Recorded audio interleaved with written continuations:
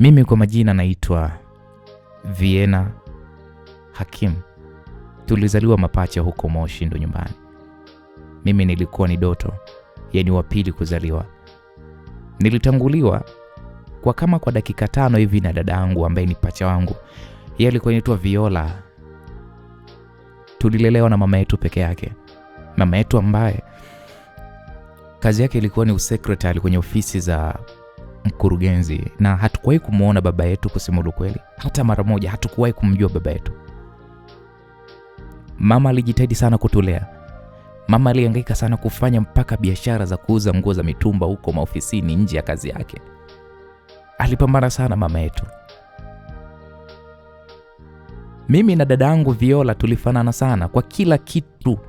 Yani kimwili, yani sijui nikwambiaje. Kiasi kwamba mtu baki ilikuwa ni ngumu mno kutuweza kututenganisha, yani kututofautisha kwamba huyu ni Doto, huyu ni Kulwa. Tulifanana kwenye kila kitu. Hivyo naweza nikasema kwamba kuna muda nikipita mimi mtaani walikuwa wananiita Viola, wakijua mimi ni Viola. Anaweza kapita Viola wakamuita Vienna. Yani walikuwa wanatuchanganya, na sisi hilo tulikuwa tunalijua. Kwa sisi tulikuwa tunaitika tu. Japokuwa mimi naitwa Vienna, lakini nikipita mtaani wakiniita Viola naitikia. Kwa sababu tulichoka kila siku kusema kwamba sisi sio, yani eti mtu anakuita Viola nianze kumwambia bana mimi sio Viola bana, mimi Vienna. Yani tulikuwa tunachoka, mwisho wa siku sasa tukawa tunaitikia tu.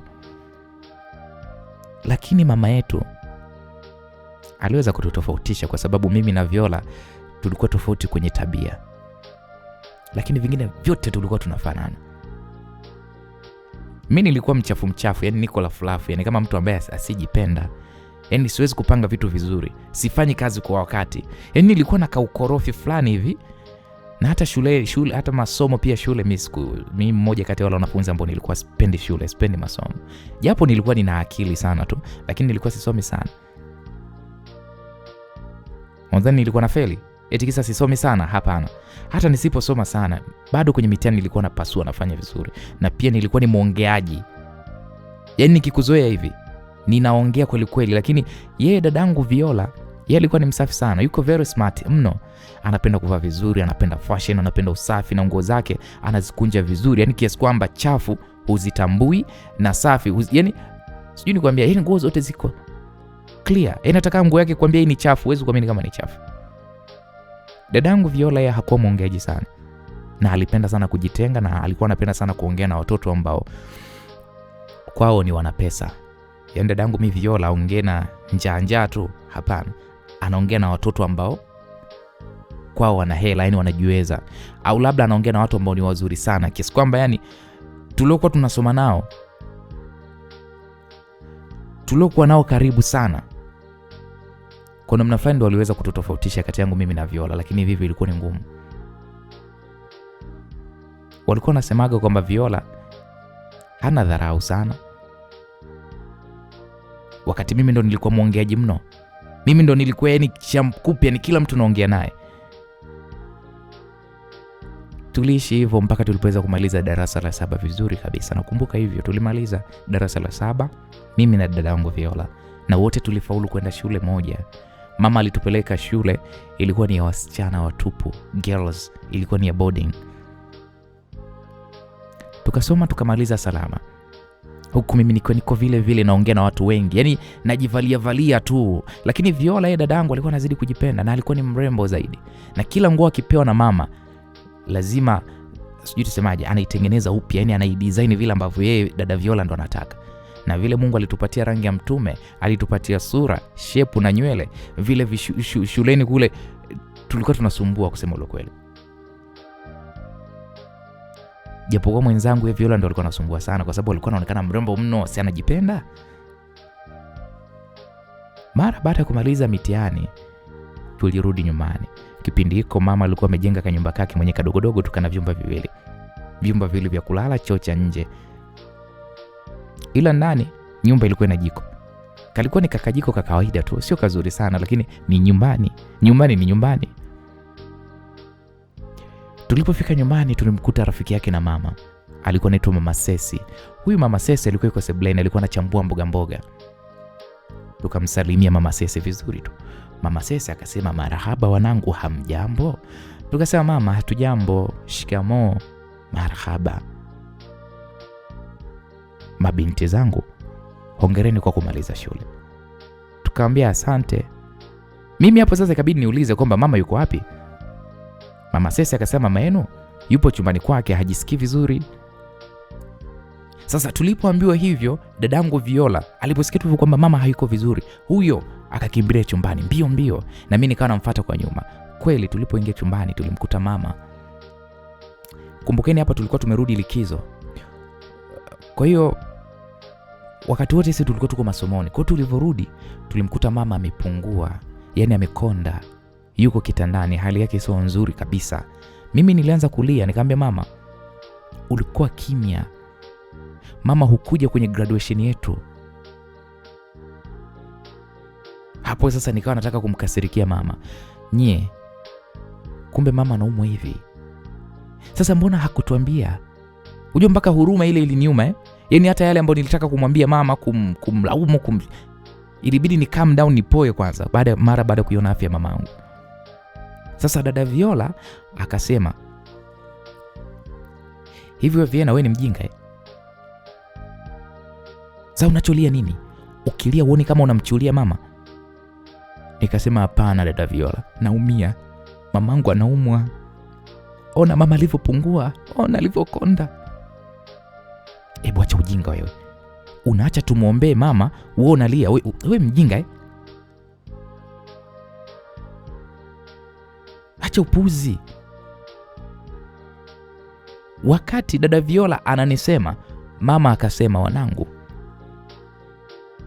msigombane. Hebu msigombane tafadhali wanangu.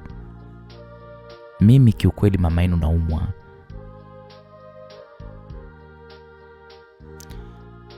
Nilisema nimesafiri kikazi siku ya graduation yenu kwa sababu tu sikutaka mjisikie vibaya kuniona nikiwa niko katika hali.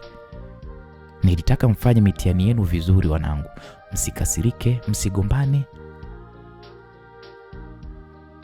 Mama alipotuambia hivyo tukamwambia mama pole. Asante sana wanangu. Nimewaona mabinti zangu. Niliwakumbuka sana. Nilidhani ya kwamba sitawaona tena.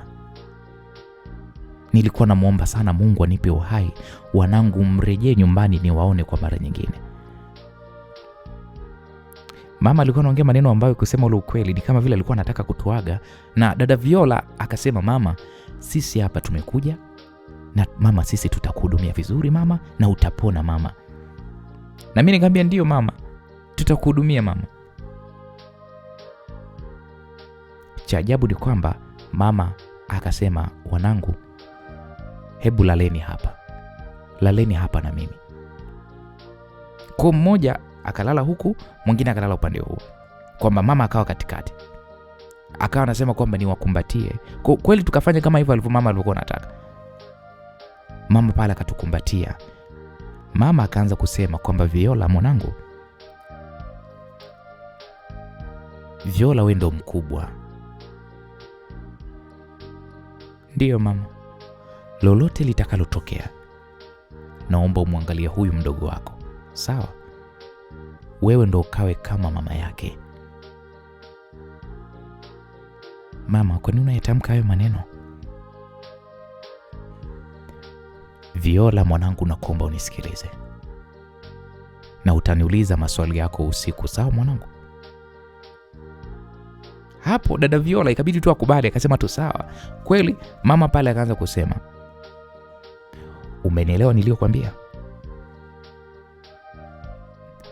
Dada Viola hapo akaitikia akasema, mama, nimekuelewa. Asante. Na wewe Viena?"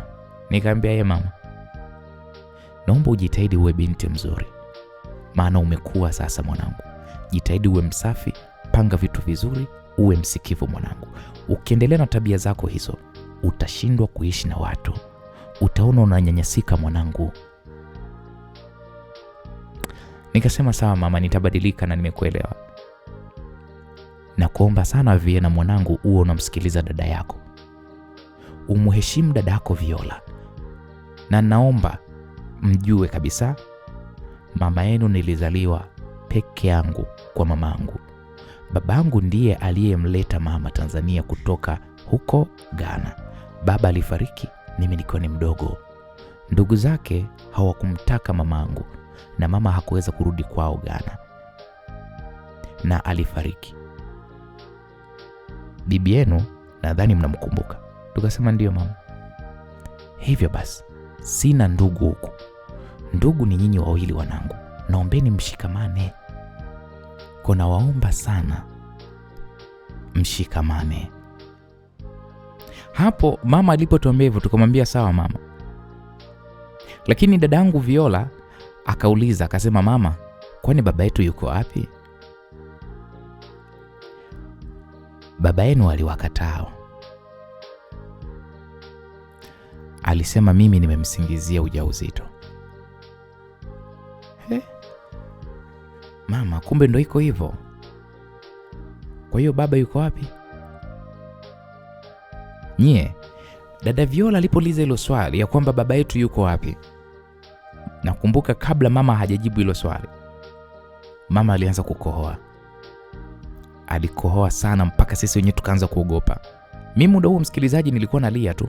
Viola akawa anasema, mama pole, mama tukunyanyue mama.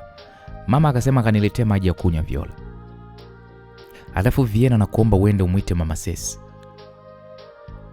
Mama alipotutuma hivyo tukatoka pale mbio mbio mimi na dadangu. Tulipofika mlangoni mama akatuita akasema, mapacha wangu. Mama alipotuita sisi tuligeuka kumtizama mama. Mama alitabasamu akasema, nawapenda sana wanangu. Na sisi tukamwambia tunakupenda pia mama. Akasema haya nendeni. Hapo mama alituambia uko anatabasamu. Tukatoka pale chumbani. Viola akafuata maji jikoni, mimi nikaenda kumuita mama Sesi aliyekuwa sebuleni. Tukawa sasa tunarudi chumbani alipokuwa mama. Ile tunaingia, tulimkuta mama yuko kimya. Mama kwanza alikuwa amefumba macho yake. Mama Sesi akamsogelea mama, akakaa pembeni ya mama na kisha akasema, we mama Viola, nimekuja na mwanao hapa. Viola kashakuletea maji, hebu amka unywe. Amka unywe alafu ulale. Huyo mama Sesi hapo anamwamsha mama yetu. Mama alikuwa kimya. Ikabidi mama Sesi sasa amguse, yani kama vile kumwamsha. We mama Vi, mama Vi. Cha ajabu ni kwamba mama yetu bado alikuwa kimya. Mama Sesi akamshika mkono mama, akaunyanyua hivi. Alipounyanyua hivi juu, aliunyanyua hivi kiasi. Akauachia ule mkono ukarudi chini ukaanguka po. Yaani ulianguka bila kizuizi. Mama Sesi akasema, wewe mama Vi, wewe. Ndio nini sasa? We mama Vi, mama Vi. Mama Sesi alizidi kuita kwa hofu. Mama Sesi kabidi ainame hivi aweke sikio lake pale kwenye moyo wa mama, asikilize kifua cha mama kama kina mapigo. We mama Vi, mama Vi.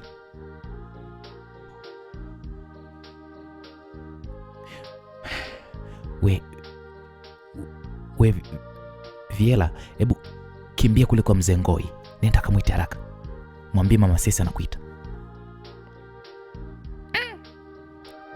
Hapo dada yangu anatumwa kwenda kumuita mzee Ngoi. Mimi nilishtuka. Mzee Ngoi yule ni daktari. Nikamwambia mama Sesi, nikamwambia kwani mama kapatwa na nini? Mama Sesi akasema, mwanangu, hebu kwanza subiri kwanza. We Viela, hebu kimbia. Nenda kamuite mzee Ngoi, tunataka tujue shida nini.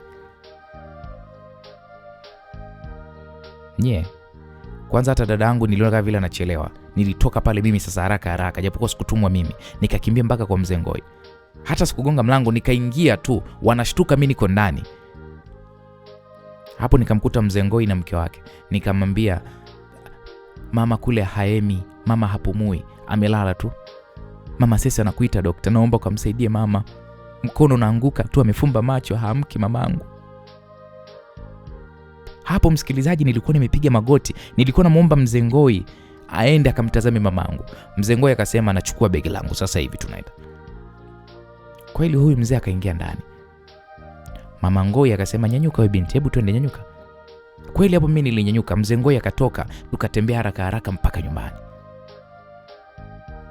Tulipofika nyumbani tukakuta Mama Sesi pamoja na dada yangu Viola walikuwa hapo chumbani na mama. Mzee Ngoi pale alitoa vifaa, akampima pale mama, na kisha akasema, nyinyi watoto hebu wote nendeni mkaandae maji. Mkaandae maji Rini nawe. Kweli sisi tukatoka, lakini tulipofika mlangoni nilitoka yani, lakini dadangu yeye Viola yeye alibaki nyuma. Akawa nasikilizia pale mlangoni huko ndani nini kinachoendelea. Sasa sijajua dadangu Viola alisikia nini huko ndani. Ghafla nikaona dadangu Viola anaangua kilio kikali mno. Huko akawa anasema, mama umetuacha, mama umetuacha. Mimi kwanza hata nikaacha kwenda kupasha maji yenyewe, nikarudi ndani mbio mbio. Nikamuuliza, we dada Viola, kuna nini? Dada Viola akaniambia, mama yetu amefariki.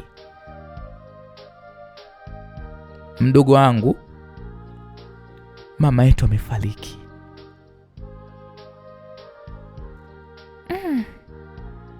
Msikilizaji, mimi kusikia hivyo nilikosa nguvu. Pale nilijikuta naanguka chini. Pale nilijikuta napoteza fahamu. Sikuwahi kufikiria maisha yangu yangenifikisha hapa. Nilijaribu kuishi vizuri vile niwezavyo, huku nikipigania mafanikio yangu peke yangu bila hata ya msaada wa mtu mwingine yote. Lakini mwenye maisha na njia yake niemenini mimi.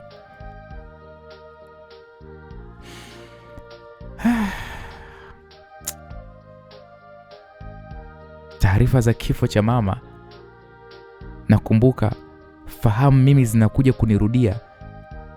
Niko chumbani kwetu. Tena hapo nilikuwa napepewa hivi. Walikuwa wamama hao 4 wananipepea, lakini nilikuwa nasikia vilio tu, vilikuwa vimeshamili. Wamama wanalia wakimtaja mamangu. Na nikakumbuka, aya, kabla sijazimia, kumbe mama hatunaye. Mama amefariki dunia. Nililia mno. Wale wamama walinisaidia kunifunga kitenge tumboni, wakaanza pale kunishauri sasa ya kwamba kifo kipo tu, natakiwa niishi na dada yangu hivyo na vitu kama hivyo. Nikaambiwa mengi sana. Waliongea mengi mno. Nadhani mimi niliwaelewa, hata sikuelewa hata limoja. Nilikuwa nawaza tu, tutaishije sisi wawili tu? Yaani mimi na dada yangu Viola tutaishije? Nani atatulea? Hatuna ndugu.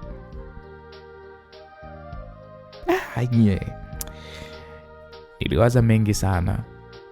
Nilikumbuka maneno yake ya mwisho ambayo mama aliniambia.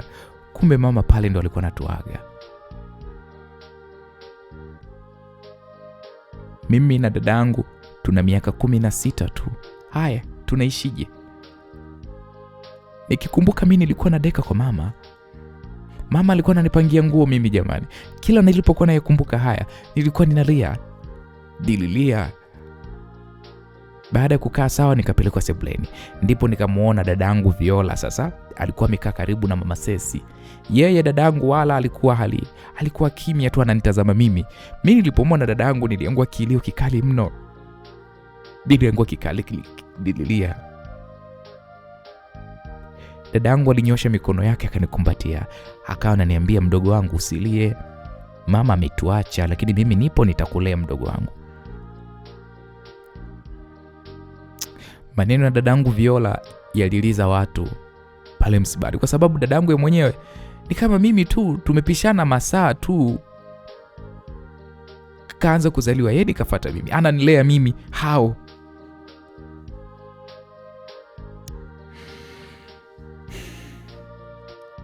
Msiba ulifanyika kwa msaada wa watu mbalimbali pale mtaani.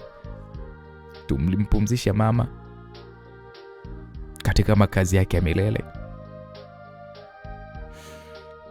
Na kisha tukarudi nyumbani.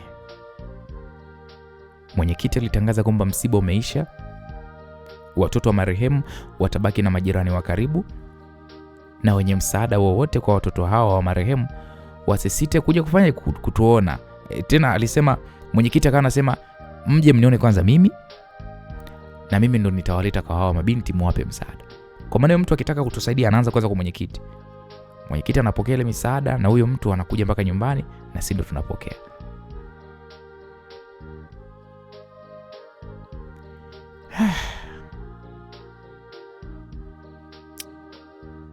Na mwenyekiti aliwaambia pale, jamani majirani, tusije tukasikia watu wanatumia hali hii ya huzuni kwa hawa mabinti kama fursa kuharibu hawa watoto.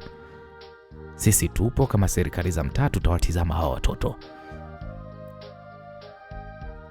Basi watu wote waliondoka, tukabaki na majirani wachache tu na kina mama, na majirani wachache tu, kina mama Sesi nao pia walilala kama siku 2 hivi, kisha ndo wakawa sasa wanakuja na kuondoka. Kazini kwa mama kulikuwa kuna mirathi vile, kwa sababu sisi tulikuwa ni wadogo, tuliomba mama Sesi atufuatilie mirathi ya mama huko kazini huko, kama kuna mgao, kuna chochote kitu. Kwa tulipata kajipesa kidogo ambako dadangu Viola alisema kwamba kile kipesa ni cha kwenda kusomea form 6, kusomea ni form 5 na form 6 pamoja na matumizi. Ukijumlisha na zile rambi za watu kutuchangia juu ya kifo cha mama yetu, tulipata tukanunua na vyakula vya ndani na nyingine kwa ajili ya matumizi mengine. Kwa sasa hapo tukaanza rasmi maisha ya kuishi peke yetu, mimi na dadangu Viola tu. Hapo dadangu Viola akiwa kama vile ndo mama kwangu, eti ananituma huku, mimi ndo nafanya kazi zote, napanga nguo zetu wote, na yeye akahamia chumbani kwa mama na akachukua na simu ya mama akawa ndo anaitumia. Nilikuwa nachukia sana, ila tu nilikuwa najikaza, lakini ndo vile mama alisema nimsikilize na kumheshimu dada Viola. Matokeo yalitoka, dadangu Viola alipata 2, mimi nilipata 3.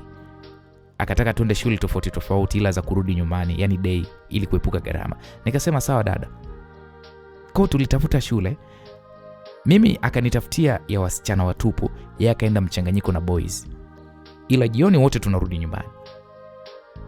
Tulisoma kidato cha 5 tukamaliza, tukaingia kidato cha 6. Siku moja nilikuwa natoka sokoni kununua mboga na rudi zangu nyumbani. Na hapo mwenyewe niko njiani, nilikuwa naimba zangu, sina hili wala lile. Niko zangu tu bize na imba. Mara nikasikia naitwa kwa nyuma. Oya we Viena. Nikasema nani tena, mimi ananijua kwa barabarani, kwa hiyo ikabidi nigeuke kumtazama aliyekuwa ananiita. Kumtazama hivi, alikuwa ni Dickson. Dickson ni kijana wa hapo mtaani kwetu, na tumekuwa naye pale mtaani kwetu.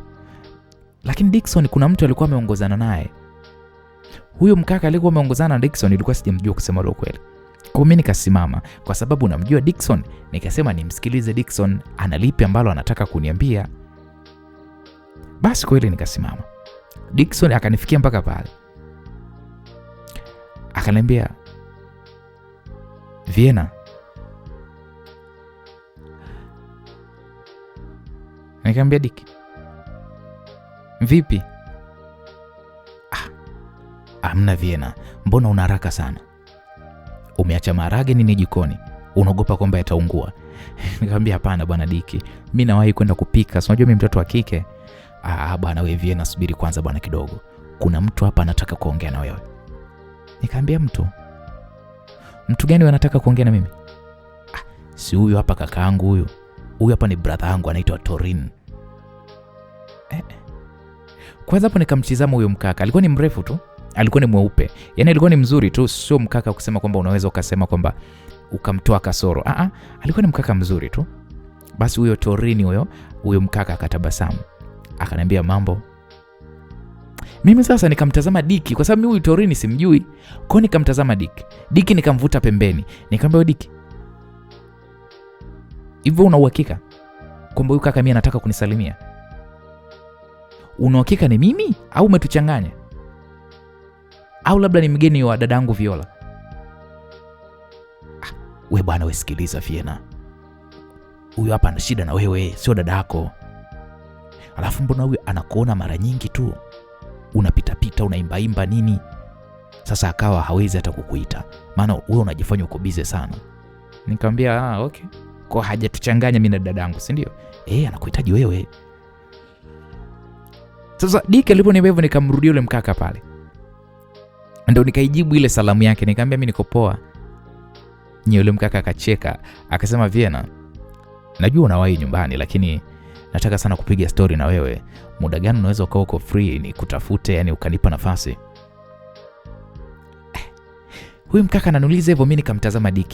Dick akanikonyeza, akanibinya jicho hivi. Basi nikamjibu yule kaka, nikamwambia mimi sijajua siku gani nitakuwa niko free, ila nitamwambia Dick pale, namba yake mimi ninayo. Kwa nini sasa usinipe mimi namba yako? Nikutafute mimi mwenyewe mpaka tena uanze kuzunguka kwa mtu mwingine?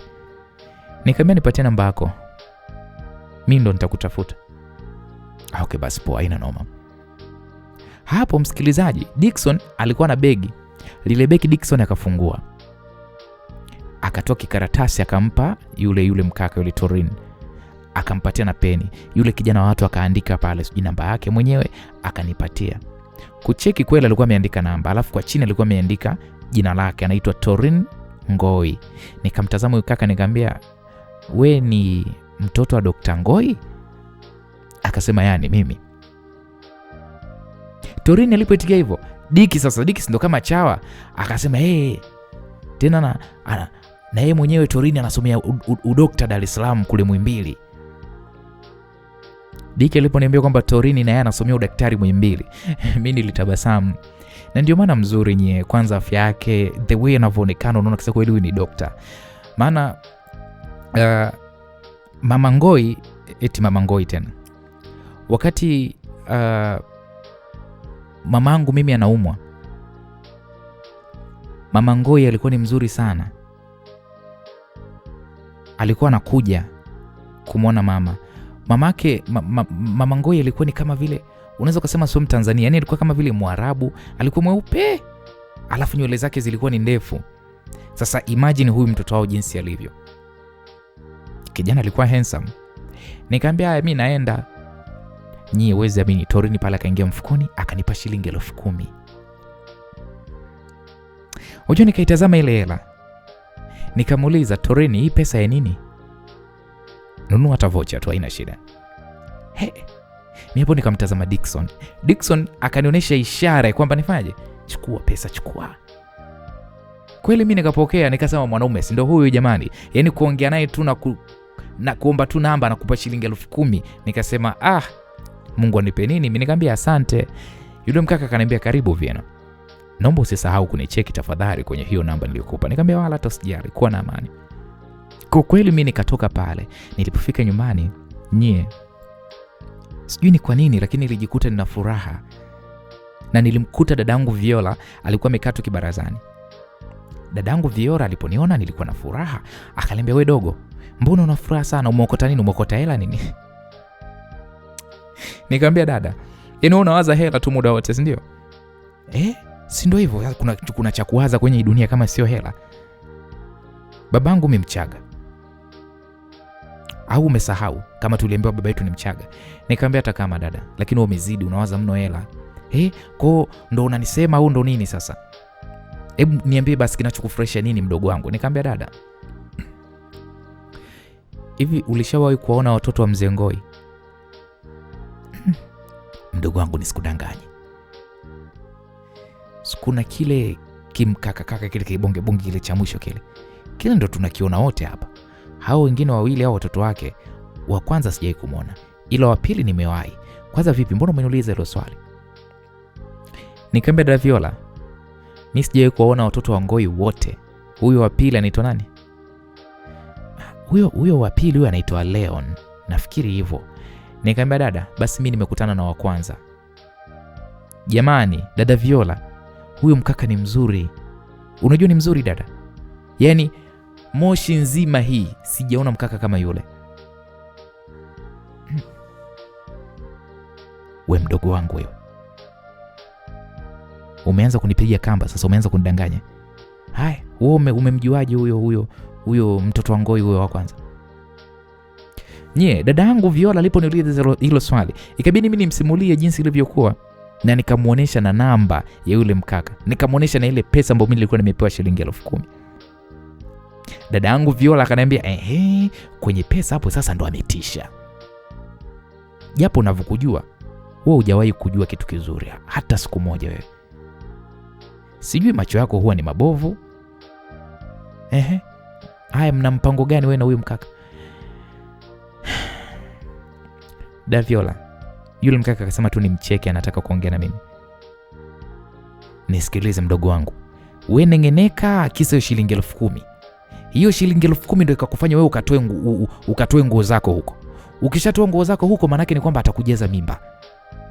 Utatafuta pa kwenda. Yaani nikwambie tu ukweli mdogo wangu, mimi silei ujinga. Sijui unanielewa? Yaani shilingi 10,000 hiyo isikutoe utu wako, ukajisahau, ukaenda kujiachia huko. Maskini ya Mungu. Yaani dada kwanza alivyokuwa anaongea mpaka nikacheka. Nikamwambia dada, haiko hivyo. Kwanza yule mkaka anaonekana kama ni mstaarabu. Nipate basi simu yako nimtafute. Tulia wewe mtoto wa kike wewe, uwe na stara kidogo wewe. Yaani kufika tu na kufika unataka umtafute yule mkaka, unapapatikia nini? Yaani wewe namba kakupa leo na leo unataka umtafute. Atakuona wewe una shida. Leo kausha. Ukikutana naye mara ya pili ndo sasa utamtafuta. Mnajua hapo kwanza nilimtazama dadangu Viola. Nikaona kama dada Viola anataka kunipeperushia ndege wangu. Mbona kama anataka kuniharibia michongo? Mtu kanipa mpaka na hela ya vocha nisimtafute ili iwaje. Nikamwambia dada, bwana mimi nige hiyo simu yako mimi nimtafute. Dadangu alinikazia, akaniambia sikiliza Viena, mimi wewe nakufundisha maisha. Wewe mtoto mdogo wewe huna unachokijua. Nikamwambia sawa dada, unajua nini? Mimi na wewe tumepishana masaa tu. Sote ni mapacha. Sio kwamba wewe umezaliwa mwaka uliopita mimi tumepishana masaa tu. Haya nini wewe unachokijua? Haya nipe simu hiyo bwana mimi nimtafute. Nilipomwambia hivyo dadangu, dada akasema haya. Simu hii hapo chukua.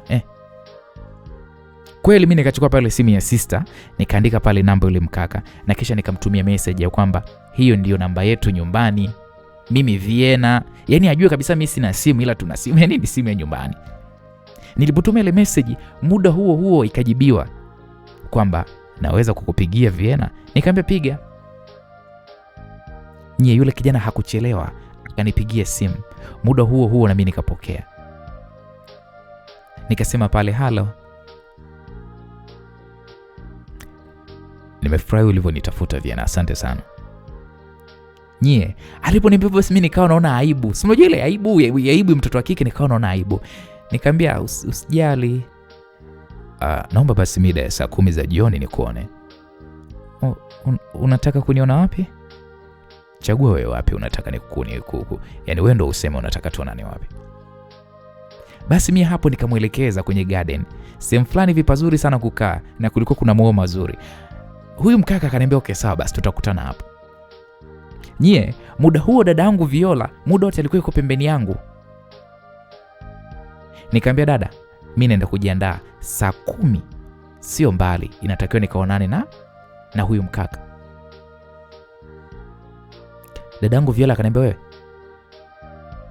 hapa ugali upikwe ndo uende huko kwa huyo mwanaume wako. Nikamwambia sawa dada, hamna shida. Kopa niliandaa mboga, nikapika ugali, tukala, nikaoga, kisha huyo kwenye garden kwa bustanini. Nilimkuta yule mkaka yule troni sijui nani alikuwa ameshafika. Kwanza alivyoniona tu akaniambia asante kwa kuja Viena. Mimi kwanza nikatabasamu. Vipi? Naruhusiwa kuweza kukukumbatia nikusalimie? Niliona mpaka aibu, lakini hata kabla sijamjibu huyu mkaka akanikumbatia, nilihisi joto la raha. Mwili wangu ulinisisimka, sijui niwaambiaje. Kuna ile namna unakuwa unamfeel mkaka. Hakuna kitu kinaleta raha kama wewe uwe na hisia na mkaka. Sio unakutana na mwanaume ili kulazimisha, unalitongoza, unalikataa, yenyewe ninabembeleza, mara niwaambie tu ukweli wa kaka. Yaani sisi mkaka wetu ukikuelewa, hutumia hata nguvu. Ukigusa tu viimo. Yaani ndio iko hivyo. Ukiona unatumia nguvu nyingi, ujue tu baba hatujakuelewa. Basi alivyonikumbatia, akanikumbatia hivi kwa muda, akaja akaniachia. Tukakaa sasa pale garden. Akaanza kuniuliza maswali kuhusu mimi. Na mimi nikawa namjibu na kisha akaniambia, Viena, nimekuomba uje, nataka kukuambia kwamba mimi nakupenda Viena. Kwa kweli nakupenda na sihitaji kuweza kukuchezea. lengo langu kwako, ninahitaji kuweza kukuoa. Kwanza nilishtuka. Unajua, nikamtizama. Anataka kunioa? Usishtuke Vienna. Nimekufuatilia sana. Najua tabia zako Vienna. Najua hujawahi kumjua mwanaume. Nakupenda sana. Naomba nikubalie nikupende mpenzi wangu. Hey. Jamani. Mimi kwanza kusikia hivyo nilitamani hata kumjibu pale pale. Kwa sababu mnyiu mkaka alishanivutia. Ndio narudi pale pale kwenye main point. Jamani mkaka, ukiona sijui ngoja nikupe siku, sijui nikufikirie, sijui jua tu bana. Yaani touch moja tu ukiona hisia na mkaka, the way jinsi ambavyo nyinyi. Sasa hili nisionekane na mimi shongo mbingo. Nikamwambia basi naomba muda nikufikirie. Naomba nikufikirie. No. Usifanye hivyo. Mimi sina muda mrefu sana hapa, naelekea Dar es Salaam chuo. Nataka niondoke nijue kabisa nimeacha mke mtarajiwa huko. Vienna, nakuomba usinifanye hivyo. Mimi najua kabisa Vienna una jibu langu. Ni kwa nini sasa usiniambie? Nikiukweli nakupenda. Nahitaji uwe mwanamke wangu. Nahitaji tuishi pamoja, uje kuwa mke na mimi niwe mume, uwe mama wa watoto wangu. Nakupenda sana. Torin, mimi hapa sijawahi kuwa na mwanaume kweli tena. Sijawahi kuwa na mwanaume wala mahusiano. Na mimi wewe sikujui vizuri. Sijui tabia zako. Na najua tu wanaume mnatakaga tu mtutumie sisi, unipatie mimba, uniache, lakini sina imani kwamba unanipenda.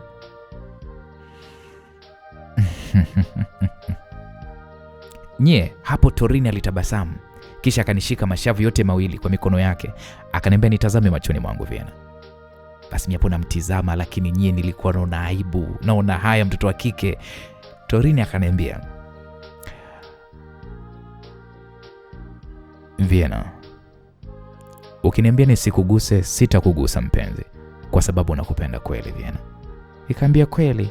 Yes, nakwambia. Nye, mimi hapo hata sikujibu, lakini ukijana nye alinipa busu nyinyi la kushtukiza. Hapa mwezi kuamini, ndio lilikuwa busu langu la kwanza kutoka kwa mwanaume. Mimi haya mambo siyajui, sio vitu vyangu, ni mgeni wa haya mambo. Nilijihisi raha fulani, sijui niwaelezeaje. Nikamwambia mimi hapa nimekubali, lakini usiniumize tafadhali, usinitese, maana nasikia mapenzi yanauma, mapenzi yanaumiza. Kamwe Vienna, mimi ni mwanaume wa tofauti na hawa wanaume wengine unaoona. Mimi siwezi kabisa kukutesa, na nakupenda na nakuhitaji. Wow.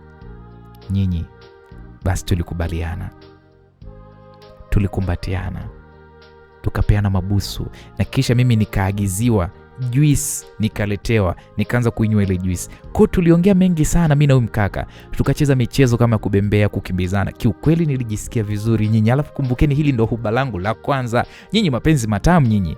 Wanaosema wao mapenzi sijui kimekwenda kimerudi. Hivi nyinyi mnajua mapenzi nyinyi? Umpate mwanaume kama Torin. Nyinyi asikwambie mtu wewe. Mapenzi matamu. Ni sijui ni kwa nini mnakesha tu kwenye masimulizi ya Uncle Jay mkilalamika kwamba mnateswa na mapenzi. Ila mimi nawaambia ukweli, nyinyi mapenzi matamu. Basi bwana, mida jioni kigiza tayari kikawa kimeshaingia. Nikamwambia Torin kwamba muda umeenda, mimi naomba nirudi nyumbani. Ndio, okay sawa, ngoja basi nikusindikize. Ila leo imekuwa ni siku poa sana. Leo imekuwa ni siku ya furaha sana kuwa na wewe, my girlfriend. Nikamwambia mimi pia my boyfriend. Basi tukacheka. Alinisindikiza mpaka nyumbani kabisa. Na nyumba yetu ilikuwa haina geti, hivyo tulipofika kibarazani tukamkuta dadangu Viola amekaa. Dadangu Viola alivyotuona kwanza alishtuka. Dada Viola akasimama. Kulikuwa kuna taa hivi yenye mwanga mkali tu, hivyo dadangu Viola alionekana vizuri tu. Torin akataka kurudi. Nikamwambia Torin, usiondoke,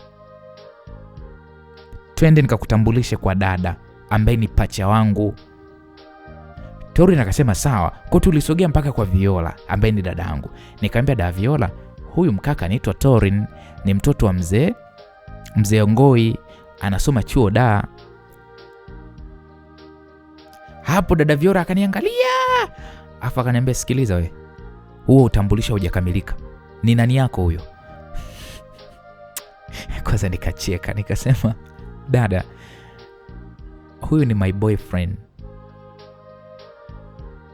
Hapo Torin akasema, ya, huko anampa mkono dada Viola. Dada Viola kwanza aliutazama ule mkono wa Torin, alafu hakuushika wala nini. Cha ajabu ni kwamba dadangu Viola akamkumbatia Torin. Tena alimkumbatia kwa nguvu, yani ile alimkumbatia ile. Guess what? Midomo ya dadangu ikawa iko shingoni mwa Torin. What? Sikuelewa. Unajua sikuelewa?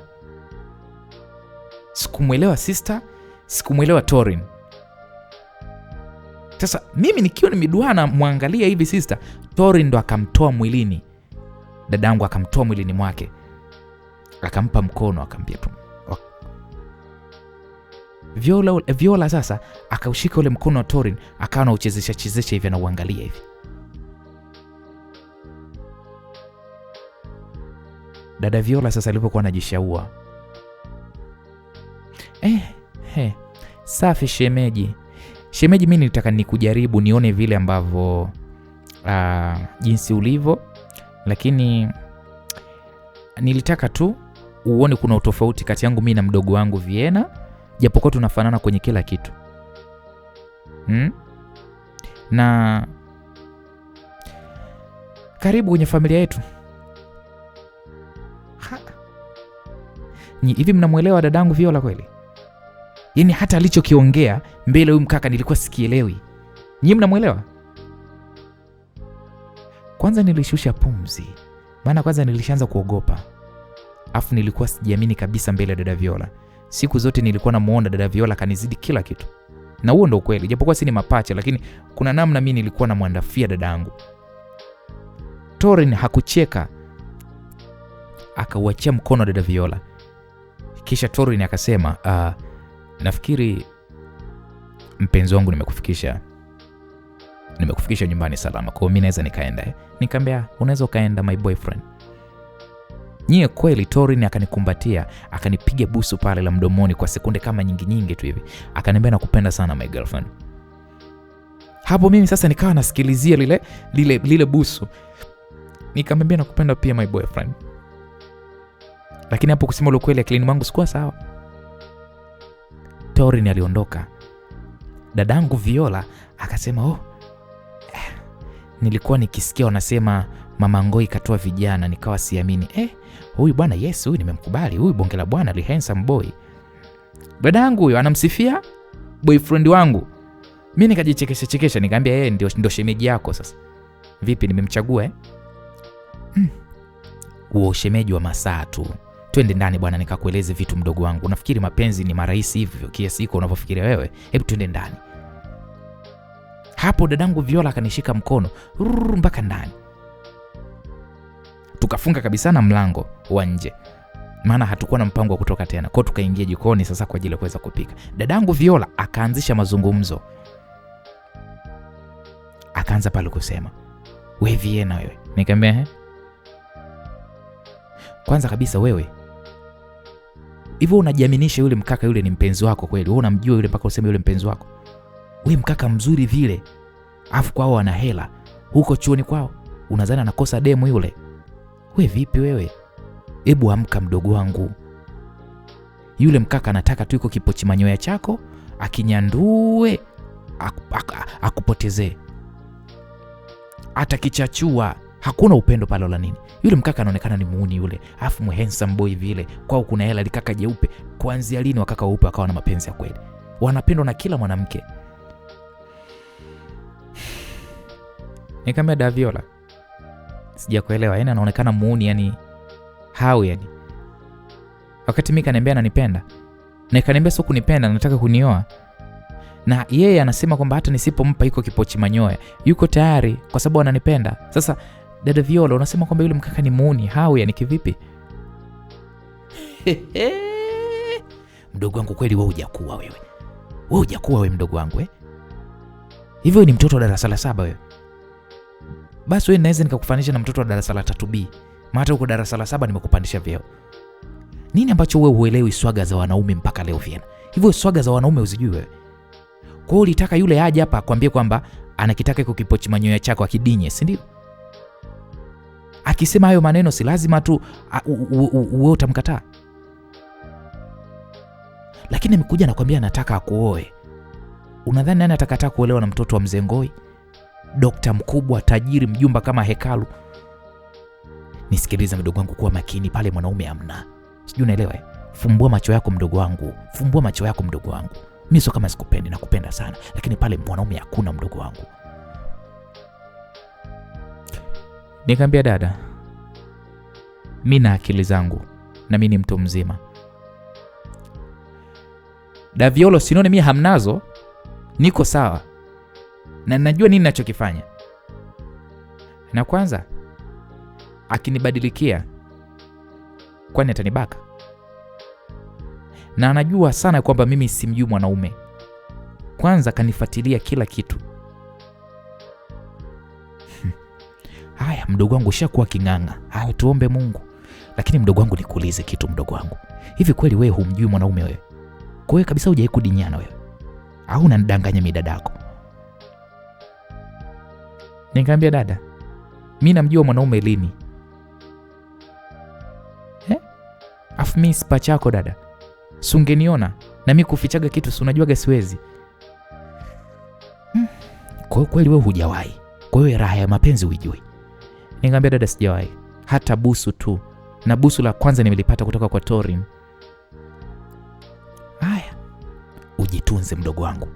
Usidinyane mpaka akuoe kama anavyosema. Nikamwambia mbona ulishindwa kukitunza mpaka uolewe? Unaanza kunipanda kichwani sasa. Mimi si dadako. Kuna mambo mengine mimi si lazima nitangulie ili nikufundishe wewe. Naye sawa. Niambie kwanza, alikutongozaje yule mkaka? Anaswaga Yaani alikwambiaje? Ilibidi tu nianze kumsimulia dada yangu. Nikamsimulia the way ambavyo Torin alivyonitongoza. Nilipomaliza kumsimulia dada akasema, "Wacha we. Basi umeenjoy mwenzetu kutongozwa Nikamwambia sana tu. Yaani mimi nakwambia mdogo wangu, mimi nikija kuwa na mtu nitatafuta tajiri mwenye pesa nyingi sana na maisha yake sio mtoto. Eti mimi sijui nitembee na mtoto wa tajiri haka. Mimi nataka mtoto wa tajiri, mimi nataka baba yake, yani nataka mtu tajiri mwenye uwezo. Unanisikia vizuri binti? Wewe si unatembea na hivi vitoto vya matajiri, mimi nataka tajiri lenyewe. Nikamwambia dada, kila siku unasemaga kauli zako hizo. Na sijui ni lini utakuja kumpata huyo tajiri. Wewe tulia mdogo wangu, si upo? Afu sikiliza mdogo wangu, tena kuna kitu nilitaka nikwambie. Kitu gani? Sikiliza. Pesa aliyotuachia mama inatosha ada tu. Tumalize form 6, tumalize masomo yetu na sio vinginevyo. Kwa mimi nimetafuta kazi ya kufanya, nimepata mdogo wangu. Nikamwambia dada, hongera. Kazi gani? Nimepata kazi kwa mama Manka, yule mwenye kampuni kubwa ya fashion na ushonaji. Alikuwa anatafuta mfanyakazi kwa ajili ya kukusanya na kupeleka oda. Nikamwambia waacha wewe. Kwa dada, umepata kazi na unaweza kuifanya hiyo kazi kweli sister? Tulia mdogo wangu. Unajua mimi nina malengo yangu kwenda pale, unajua hilo? Na siku nikiwa naondoka na hakikisha najua kila kitu kuhusu fashion na nitajua kushona pia. Mdogo wangu, wewe tulia. Wewe hapa kula, nenda chooni, acha mimi dada yako nitafute pesa. Kauli ya dada yangu ilikuwa ni tata. Nikamwambia dada, na mimi natafuta kazi. Wewe utaweza kazi gani wewe? Hebu kaga nyumbani bwana, linda nyumba hii. Mimi nitakuletea kila kitu. Nikamwambia dada, mimi unanidharau Subiri ipo siku. Basi niliposema hivyo dadangu akawa anacheka. Tulipika pale tukala, huku tukawa tunaongea mambo ya hapa na pale. Mara simu ikawa inaita. Na mkumbuke tuna simu hiyo moja tu ambayo ndo anitumia dada Viola. Kwa simu ikaita. Dada Viola akaitazama ile namba ilivyokuwa ni tele simu. Akapokea chap. Alipopokea akasema, "Mambo baby." Yaani dada Viola akawa anaongea kama mimi ninavyoongea. Mimi nilimtazama dadangu afu sikumuelewa. Alafu sasa sikujua nani kapiga kwenye ile simu, kwa sababu ile simu tunatumia wawili, mimi na dadangu. Mara nikashangaa dada Viola anasema, baby bado nipo, nataka kwenda kulala. Mimi pia asante, nakupenda pia. Sijui dadangu aliulizwa nini. Mara bana akanikea mimi simu sikioni, ndo nikasikia pale, sema basi my girlfriend, unapenda nini? Na unanipenda mimi nani yako? Mbona kama vile unitaje?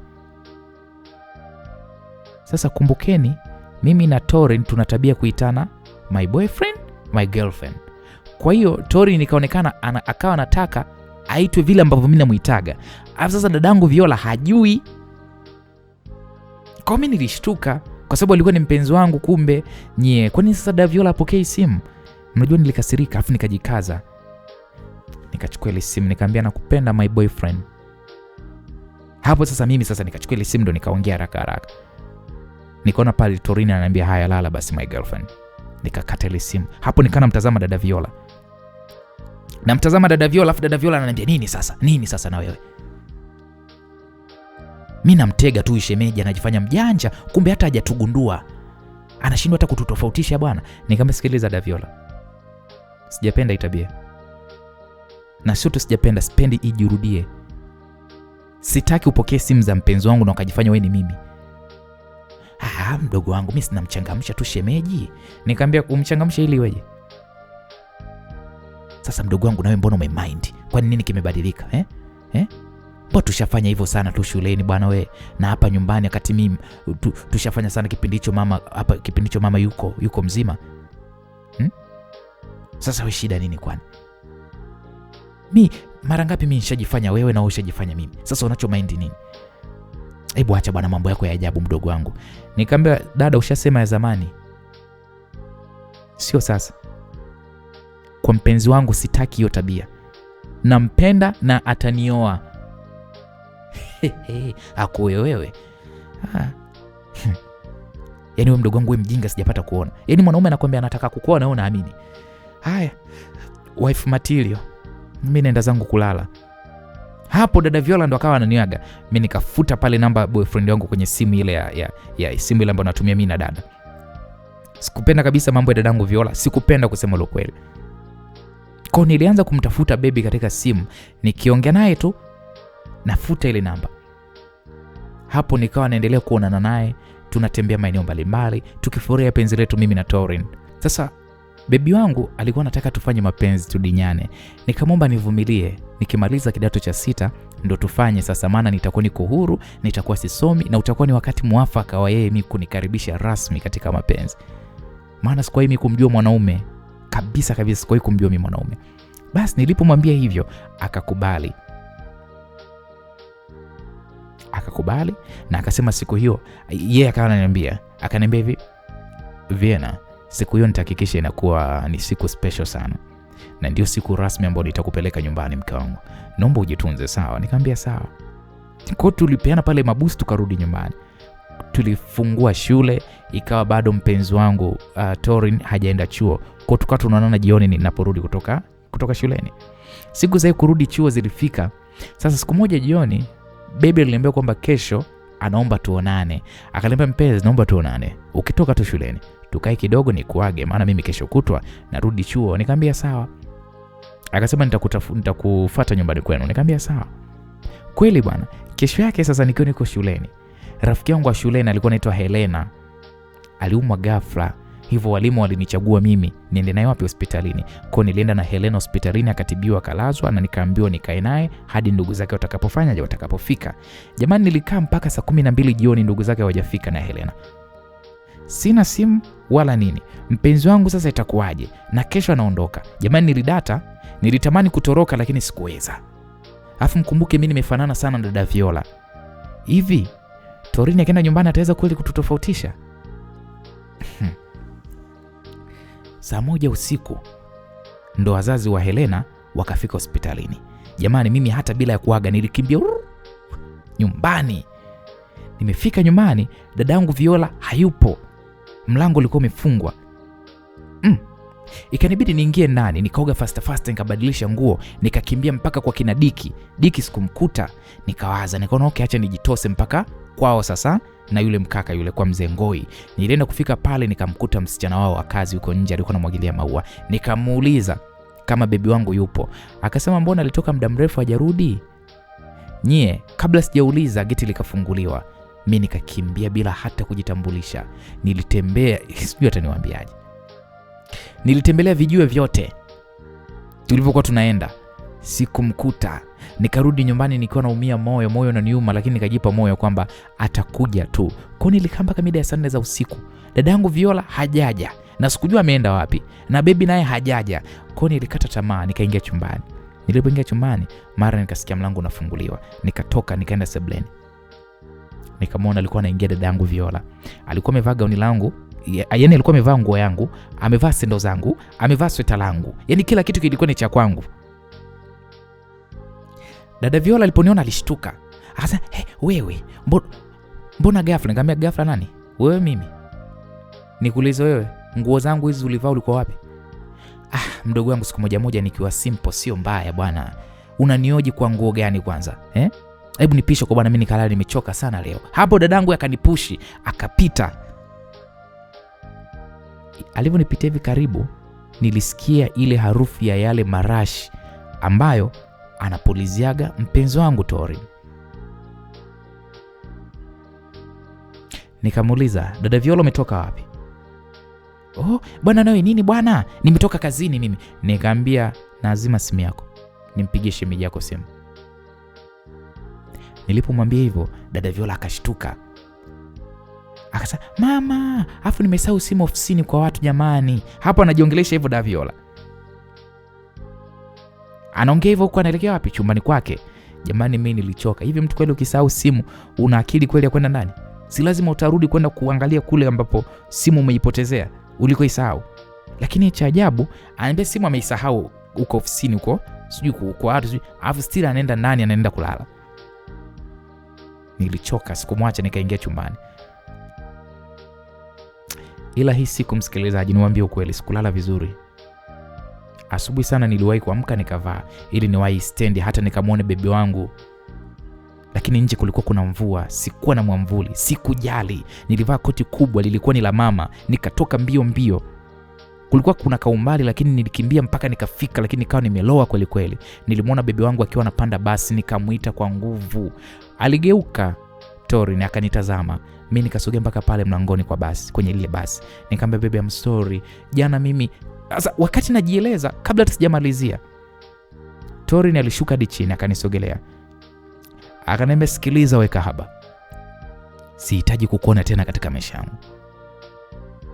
Nilidhani nimepata mtoto mtulivu, mtoto mwenye usichana wake. Kumbe wewe ni malaya tu kama malaya wengine. Manake sasa naomba unisikilize. Sahau kila kitu kuhusu mimi. Vienna, sikutaki. Unanisikia? Sikutaki Vienna." What? Nye. Torin alipomaliza kunipa makavu live, akapanda kwenye basi. Basi nalo likaanza kufanyaje? Kuondoka. Niliganda pale, mvua inaninyeshia vibaya mno. Naloana, lakini sijui kama nilikuwa nanyeshwa mvua.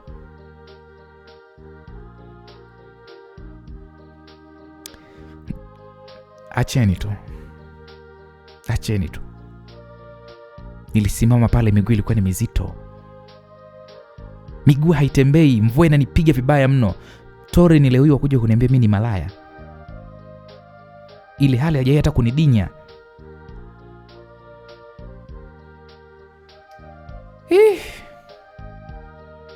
Hivi mimi kweli nimeachwa na Tori? Tena bila sababu. Ni heli angekuwa ameniambia sababu na kuacha kwa sababu hii na hii na hii. Bila sababu yoyote.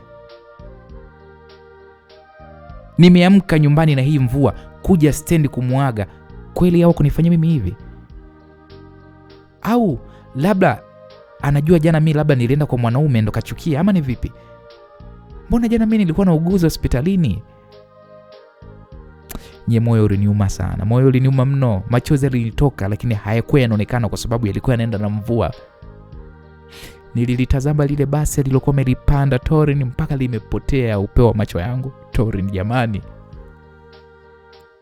Huwezi kuamini msikilizaji. Niliona kama dunia nzima imeniangukia. Wakati niko hapo stendi, mara nikasikia honi. Ilikuwa ni honi ya gari. Lilikuwa ni basi. Nikageuka. Lilikuwa linakuja nilipo mimi. Sikuelewa.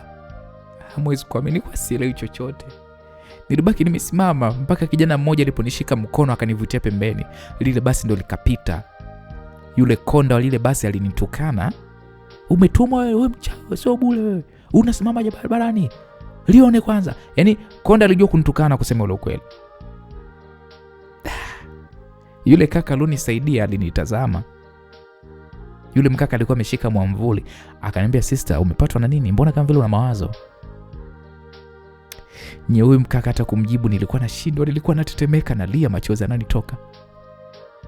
Yule mkaka akanishika mkononi, akaniongoza mpaka kwenye duka moja hivi kubwa tu la simu.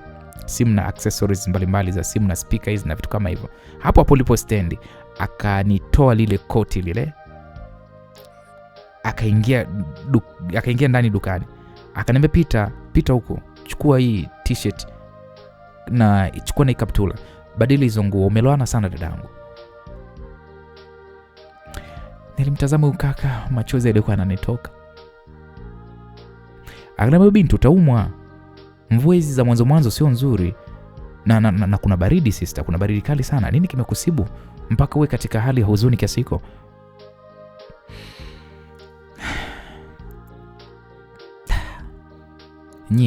Alivyosema hivyo mimi hapo nikilio ndo kilizidi. Yule mkaka msamaria mwema alinishika mkono, akanivutia kwa ndani ya duka. Kulikuwa kuna chumba tena kingine kumbe. Kama store hivi. Akanipa zile nguo, akaniambia, "Nakupa dakika 5 sister, wewe mbadili hizo nguo. Vinginevyo nitaingia nikubadilishe mimi mwenyewe kwa nguvu. Sitojali wewe ni msichana." Yule mkaka aliponiambia hivyo, akatoka. Alitoka kurudi dukani. Mimi nilivyosikia vuko nilitoa zile nguo zilizokuwa zimeloana na mvua. Kulikuwa kuna taulo pia, sijui anaoga huko I don't know. Nilijifuta pale nikavaa zile nguo kavu na kisha nilibaki nimesimama tu. Yule mkaka alikuja akasema, "Njoo sister." Kwa kweli yule mkaka nikamfuata mpaka dukani. Nikakuta kuna chupa ya chai kwenye moja ya shelves za duka hilo. Alichukua kikombe akanimiminia pale chai, akaniambia, "Sister, hebu kunywa upunguze baridi."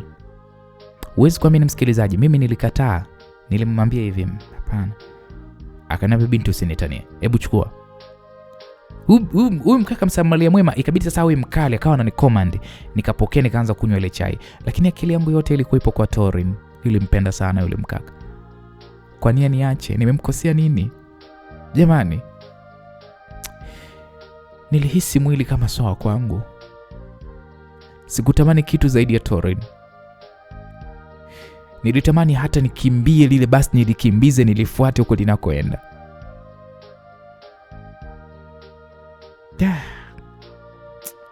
Nilikunywa ile chai kaisha. Yule kaka msamaria mwema akasema, "Sister, sijui nini kimekupata. Eti wewe mtoto wa kike. Lakini naomba ujue maisha ni lazima yaendelee. Ulichotaka kukifanya sio sahihi kabisa, hata kama umeumia kwa kiwango gani. Lakini kwa hali hile sio sababu."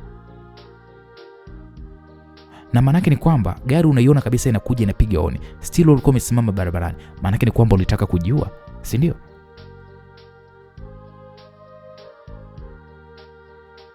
Mungu wangu. Hapo ndo nikakumbuka wakati ile basi linapiga honi. Tena lilikuwa linakuja pale niliposimama mimi. Yule mkaka kanitazama akaniambia, "Sikiliza dadangu.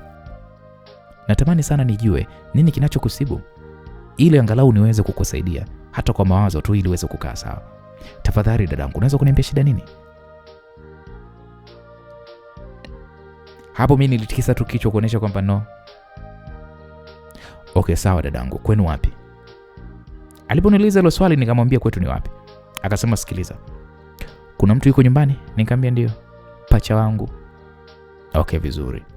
Basi mvua ikipungua tu kuna pikipiki hapa, bodaboda atakupeleka huko kwako, sawa?" Nikamwambia, "Sawa kakangu, asante kwa kunisaidia." Nilikaa pale kama mzimu. Mwili upo pale lakini nafsi ilikuwa inamtafuta Torin.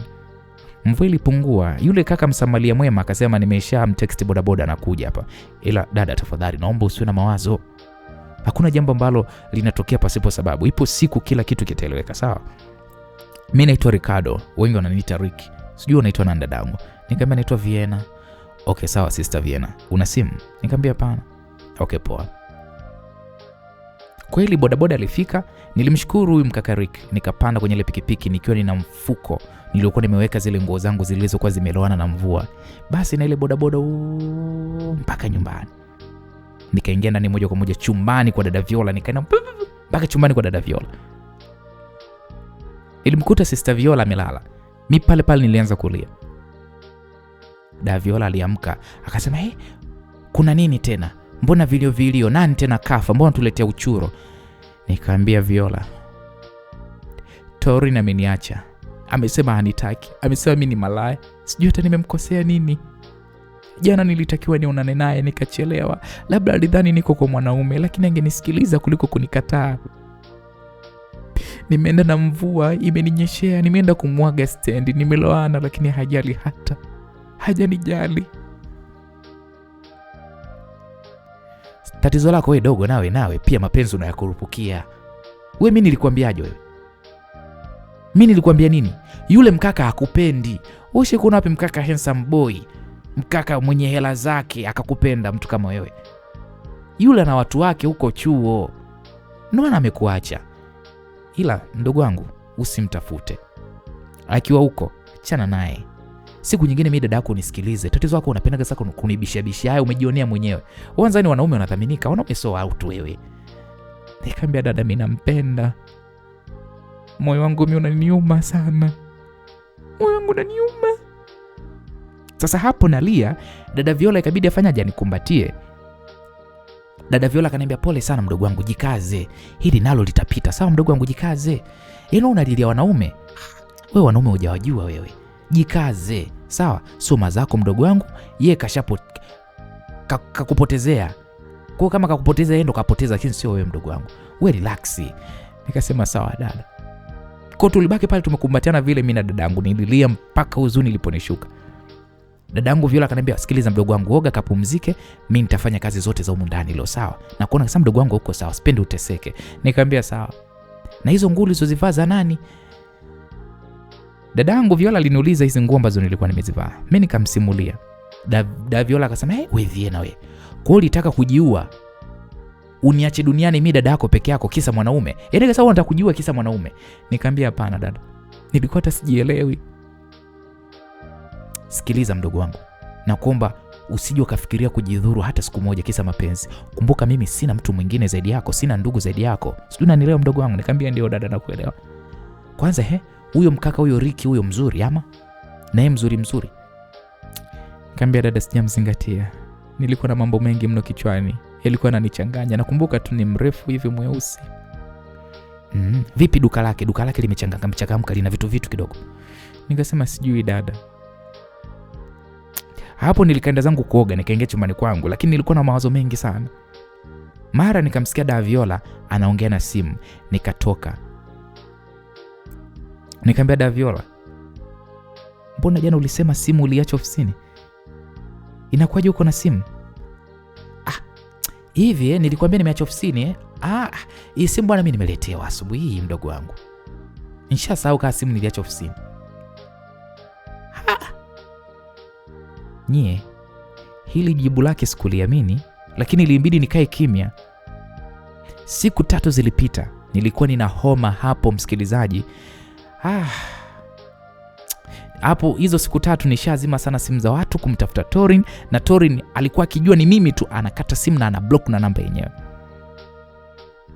Nilikata tamaa kabisa na nikaamua kuendelea kuishi. Japo bado nilimpenda sana Torin, na nilianza kwenda shule na rafiki yangu ambaye ni Helena.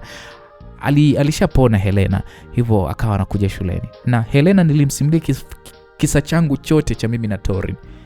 Helena akaniambia, "Dia, sio bure. Mbona hapo kama kuna kitu hiyo story yako ulivyonisimulia? Nahisi kama kuna mtu kamjaza ujinga huyo Torin." Nikamwambia Helena, "Naomba basi uwe mtafute Torin, mwambie kwamba ulilazwa nikawa na wewe, maana anajua ni rafiki yangu." Wewe nilikutaja sana Helena.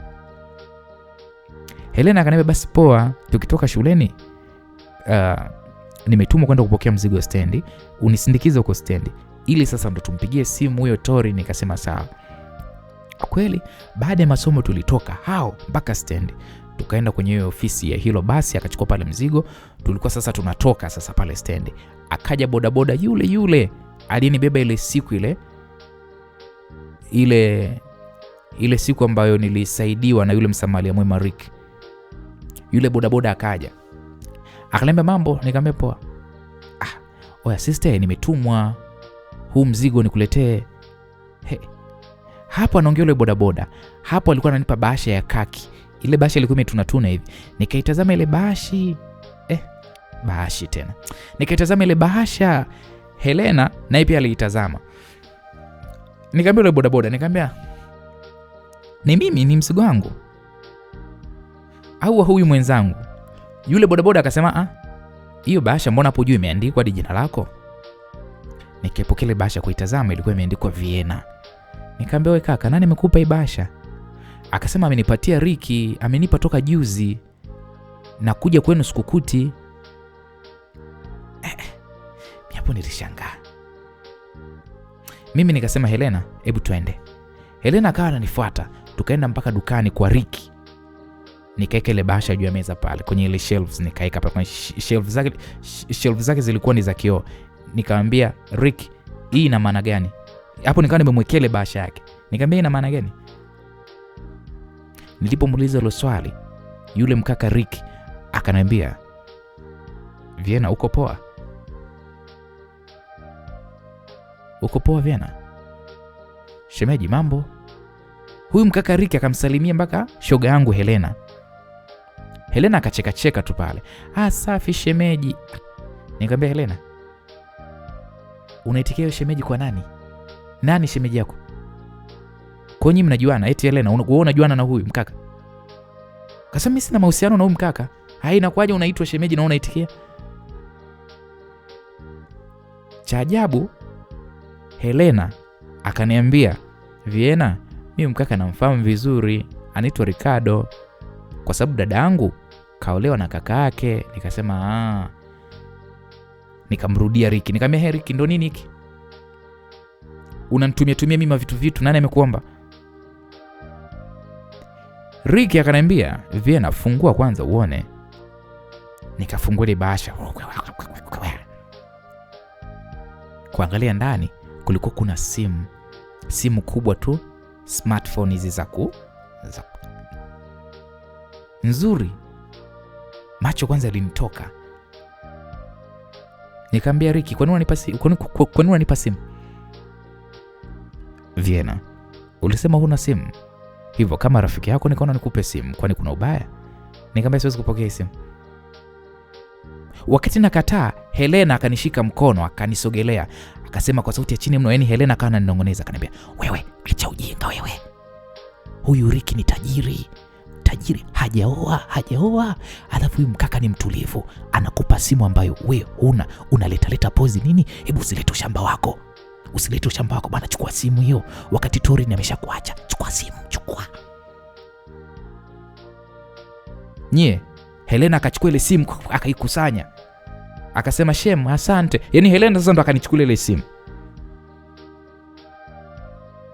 "Shemeji, asante, tunaenda kusajili line hapo." Nikashangaa Helena nivuta mkono. Ricky akasema, "Sawa shemeji." Haya, akatuaga. Na nakumbuka kabla tujatoka pale, Ricky akahesabu zile nyekundu zile, akampa Helena. Akamwambia Helena, hii mtanunulia hiyo line na vocha. Alafu kwenye hiyo simu nimeshamwekea protector, naomba tu achague cover analolitaka. Mimi hapo kwanza nilisimama tu, moyo uliniuma. Unajua sikutaka, lakini nilihisi kama vile niko na Torin. Helena alipopewa vile vibunda vya hela, alitafuta cover nzuri akanipa, na nakumbuka tukamwaga pale Ricky, kwa sababu Ricky si ana duka la simu na accessories. Kwa Helena alinitafutia cover pale akanipa. Helena akamwaga Ricky. Helena akanishika mkono, akaanza kunikokotea nje, tutoke nje. Tulipofika eneo la Yaani tulivyoachana na Ricky kule dukani, tulipofika eneo jingine kabisa, Helena akanigonga bonge konzi kichwani. Unajua konzi unakunja hivi ngumi, alafu anakukunguta nao kichwani. Helena aliniwasha konzi la maana. Akaniambia, wewe mzima wewe? Hivi wewe kichwani mwako uko sawa kweli wewe? Hivi unamjua Ricardo wewe? Wewe unamjua Ricardo vizuri? Huyo ni bosi mtoto. Yaani ukisikia wale mabosi wale watoto wale hapa mjini, matajiri hapa, unavyotaja au malisti ya matajiri wakina Koje simulizo wakina nani, uwezi kumwacha na Ricardo. Ni tajiri. Huyo ni bosi mtoto, ana maduka mjini hapo matatu, na hili ni moja. Anaishi kwenye bonge la nyumba. Hivi wewe Vienna uko sawa kweli wewe? Huyu Tori ni mwenzako, anasafiri nje ya nchi kwenda kufuata mizigo. Kama wewe unavyoenda chooni kwenu pale, mwenzo ndo nje ya nchi kama anaenda chooni. Na sije kumuona wala kumsikia na mwanamke. Sasa hizi dalili zote anaonyesha wewe kakupenda, alafu unalitapose. Wewe vipi nawe? Wewe Vienna wewe? Nikamwambia Helena, mimi nampenda Torin. Nampenda Torin. Okay, unampenda Torin, nampenda Torin. Huyo Torin wako yuko wapi? Yuko wapi? Si alikuacha unaloa na mvua kule stand na wala hata kukujali. Na ungegongwa na gari ungekufa. Huyo Torin ungemwona wapi? Hebu amka wewe bwana wewe. Huyo Torin huko mwenzako yuko na wenzake huko. Hebu jitulize bwana. Jitulize na aliyokuepo hapa. Ricardo huyu anaonekana sana nakupenda. Tena ngoja nikupe hesabu. Unajua katupa shingapi? Hapo Helena akahesabu zile hela. Pa zilikuwa kama 50,000. Shika pesa yako hapo, shika. Wewe vipi nawe? Nikamwambia Helena, tugawane nusu kwa nusu basi. Mia kwangu 10,000 inanitosha. Uona mahitaji mengi, chukua hiyo 40,000. Wala tusigane nusu kwa nusu. Nikamwambia asante Helena. Usijali. Wanaume kama wakijitokeza wenye hela, ndugu yangu, unajiweka. Maisha yenyewe saizi haya. Alafu unaleta pose. Wewe vipi wewe? Kweli tukaenda kusajili line. Lakini huwezi kuamini. Hela akawa amelipia Helena. Ile line akaweka katika simu. Akachukua kwa simu yake namba ya Ricardo, akaisave kwenye simu yangu mpya. Kisha akampigia kupitia hii namba yangu, akamshukuru. Ricardo akasema sawa. Tena kumbuka Ricardo alipopokea, Helena akanipa mimi ile simu. Shika umshukuru, shika. Basi kweli nikajitambulisha, nikamwambia mimi Vienna, nashukuru. Usijali Vienna. Kwa kweli tukaongozana na Helena mpaka nyumbani. Lakini njia nzima Helena ni anamsifia Ricardo. Yaani anamsifia Ricardo.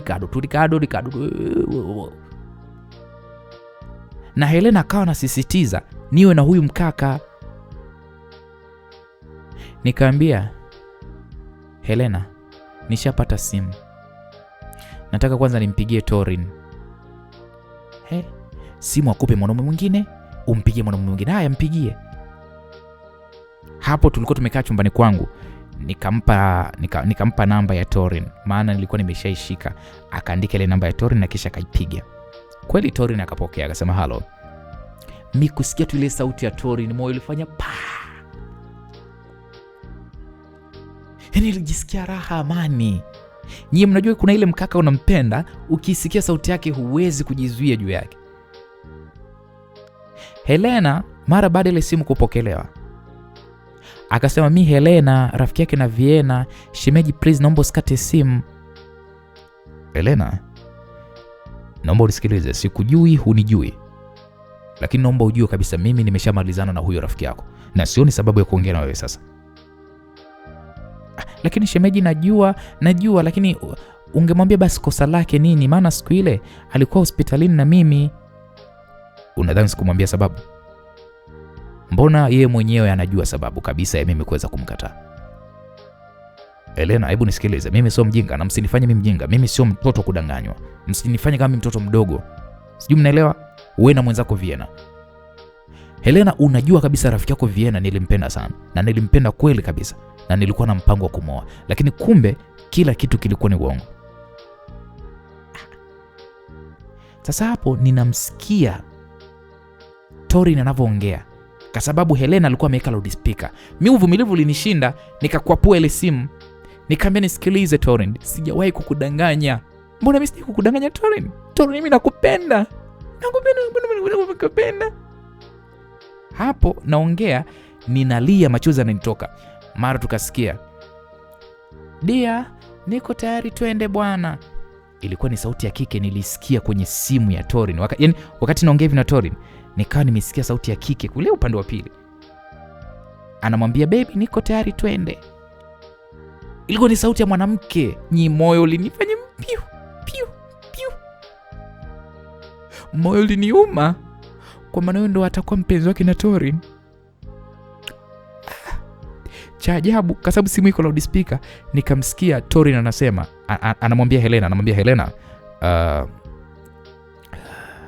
"Mimi nadhani tumemalizana.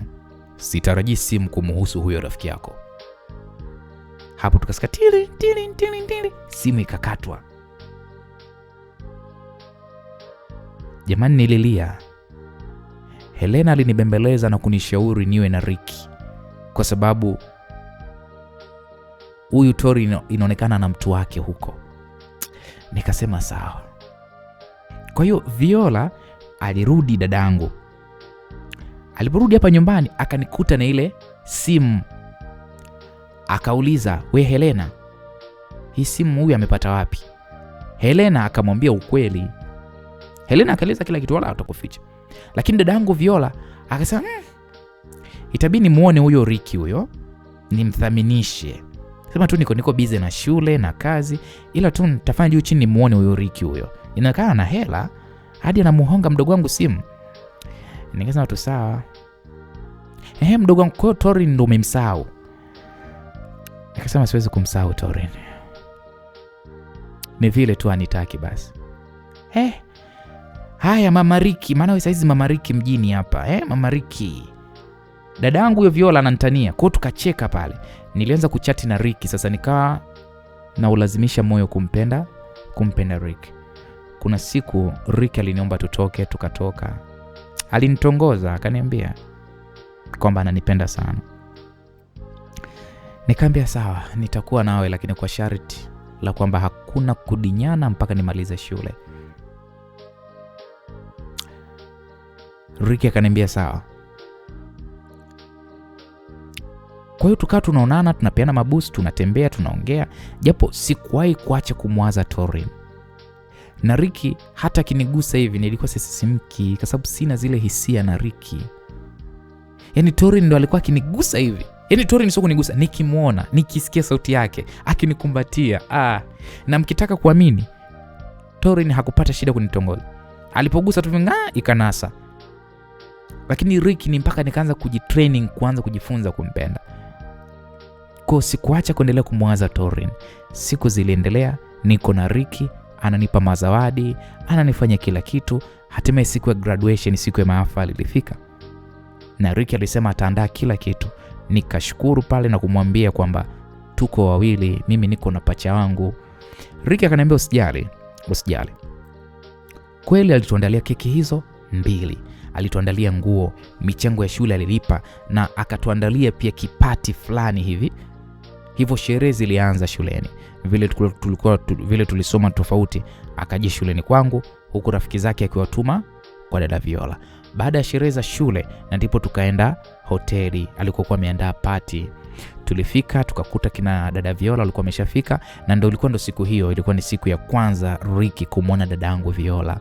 Kwa nilimtambulisha. Ricky alimtazama dadangu na kisha akasema, "Vienna, mbona unafanana sana na dada yako?" Mimi kabla sijajibu, Viola akadakia, "Tunafanana sana. Japo kuna utofauti tunao, lakini huo ni utofauti wa ndani. Kila mtu ana utamu wake."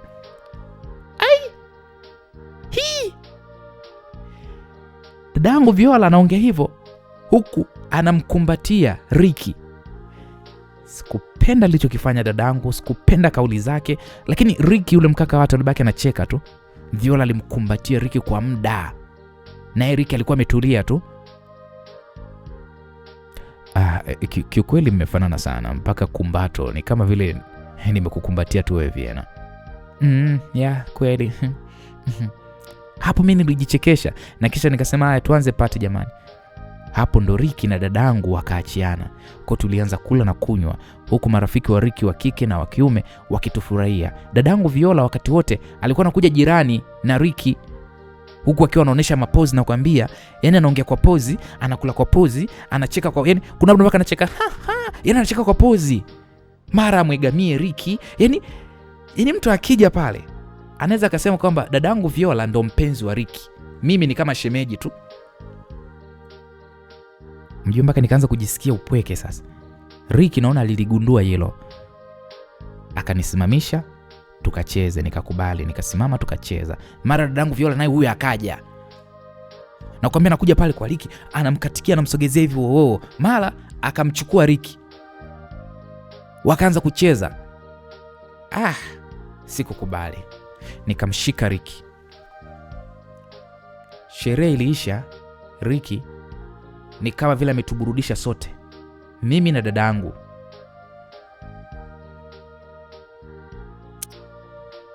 Sherehe ilipoisha, Ricky akaturudisha nyumbani na gari yake. Tukaagana, mimi akanibusu mdomoni akaondoka. Ukaingia ndani. Dadangu Viola akasema, "Hivi wewe Vienna wewe kwa nini una wivu sana? Wewe mimi si dadako, mimi na wewe si mapacha wewe." Nikamwambia, "Wivu gani?" Mimi si nilikuwa naongea na shemeji vizuri tu, nacheza naye, wewe ukaona unajinunisha kisa nini? Mimi si dadako au ulitaka nisiongee na shemeji yangu? Yule si shemeji yangu." Nikamwambia, "Sijanuna, nilichoka tu." Sikiliza wewe binti, huwezi kushindana na mimi. Mimi nikiamua huwezi kushindana na mimi. Siku nyingine chunga hizo tabia zako hizo kujinunisha hizo. Japokuwa mipacha yako, lakini mimi nimkuzidi. Mimi na viutamu vingi kuliko wewe. Dada yangu, pacha wangu akanisonya kisha akaingia chumbani kwake. Mimi sikujali, nikaingia kwangu. Lakini nilipunguza kuonana na Ricky kwa sababu ya kujiandaa na mitihani na hatimaye nikamaliza salama. Nilimjuza Ricky kwamba nimemaliza mitihani. Ricky alifurahi sana, akasema sasa anataka tupange siku ili twende Arusha tukakae wiki tufurahie penzi letu. Yani kama vile honeymoon fulani hivi, vacation fulani hivi. Mimi nikajua tayari kumeshakucha, anataka kunidinya huyo, na nilimwahidi kwamba nitakapomaliza shule hivyo inabidi anidinye. Kwa sikuwa na namna, nikamwambia sawa. Kwa tukapanga wiki inayofuata ndo twende huko. Akasema sawa, tutaondoka mchana. Nikamwambia poa. Akasema nitakuja kukufuata. Nikamwambia hapana, mimi utanikuta tu mahali kwa sababu sitomwaga dada Viola kwamba kuna sehemu naenda na wewe. Kwa nini sasa? Nikamwambia basi tu, naona muda bado, ila nikirudi nitamwambia kila kitu. Na okay sawa. Kweli sikutaka huyu Ricky anifuate nyumbani kwa sababu inaweza ikatokea emergency mimi sipo. Akija anaweza akajua dada yangu Viola ndo mimi, akamchukua akaondoka.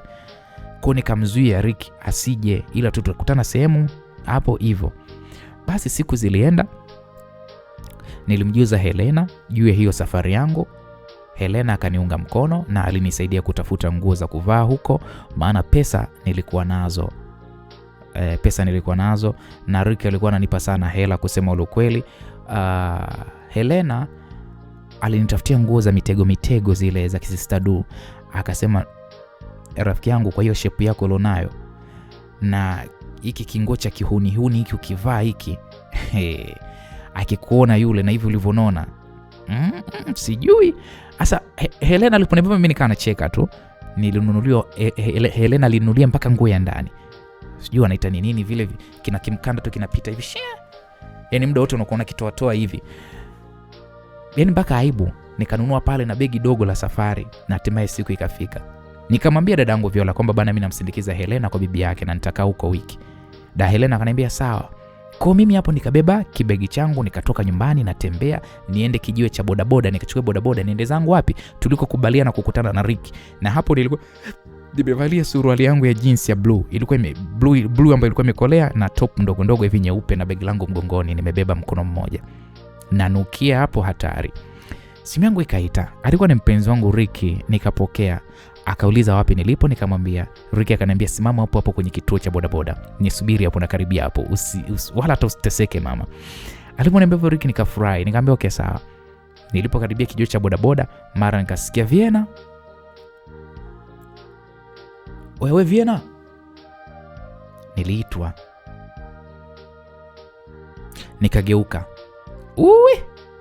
Nikakuta uso wa Dickson akiwa yuko sambamba na Torin ambaye muda huo alikuwa kasimama karibu na duka. Alikuwa kaigamia ukuta, mguu mmoja hivi kaukunja ukutani.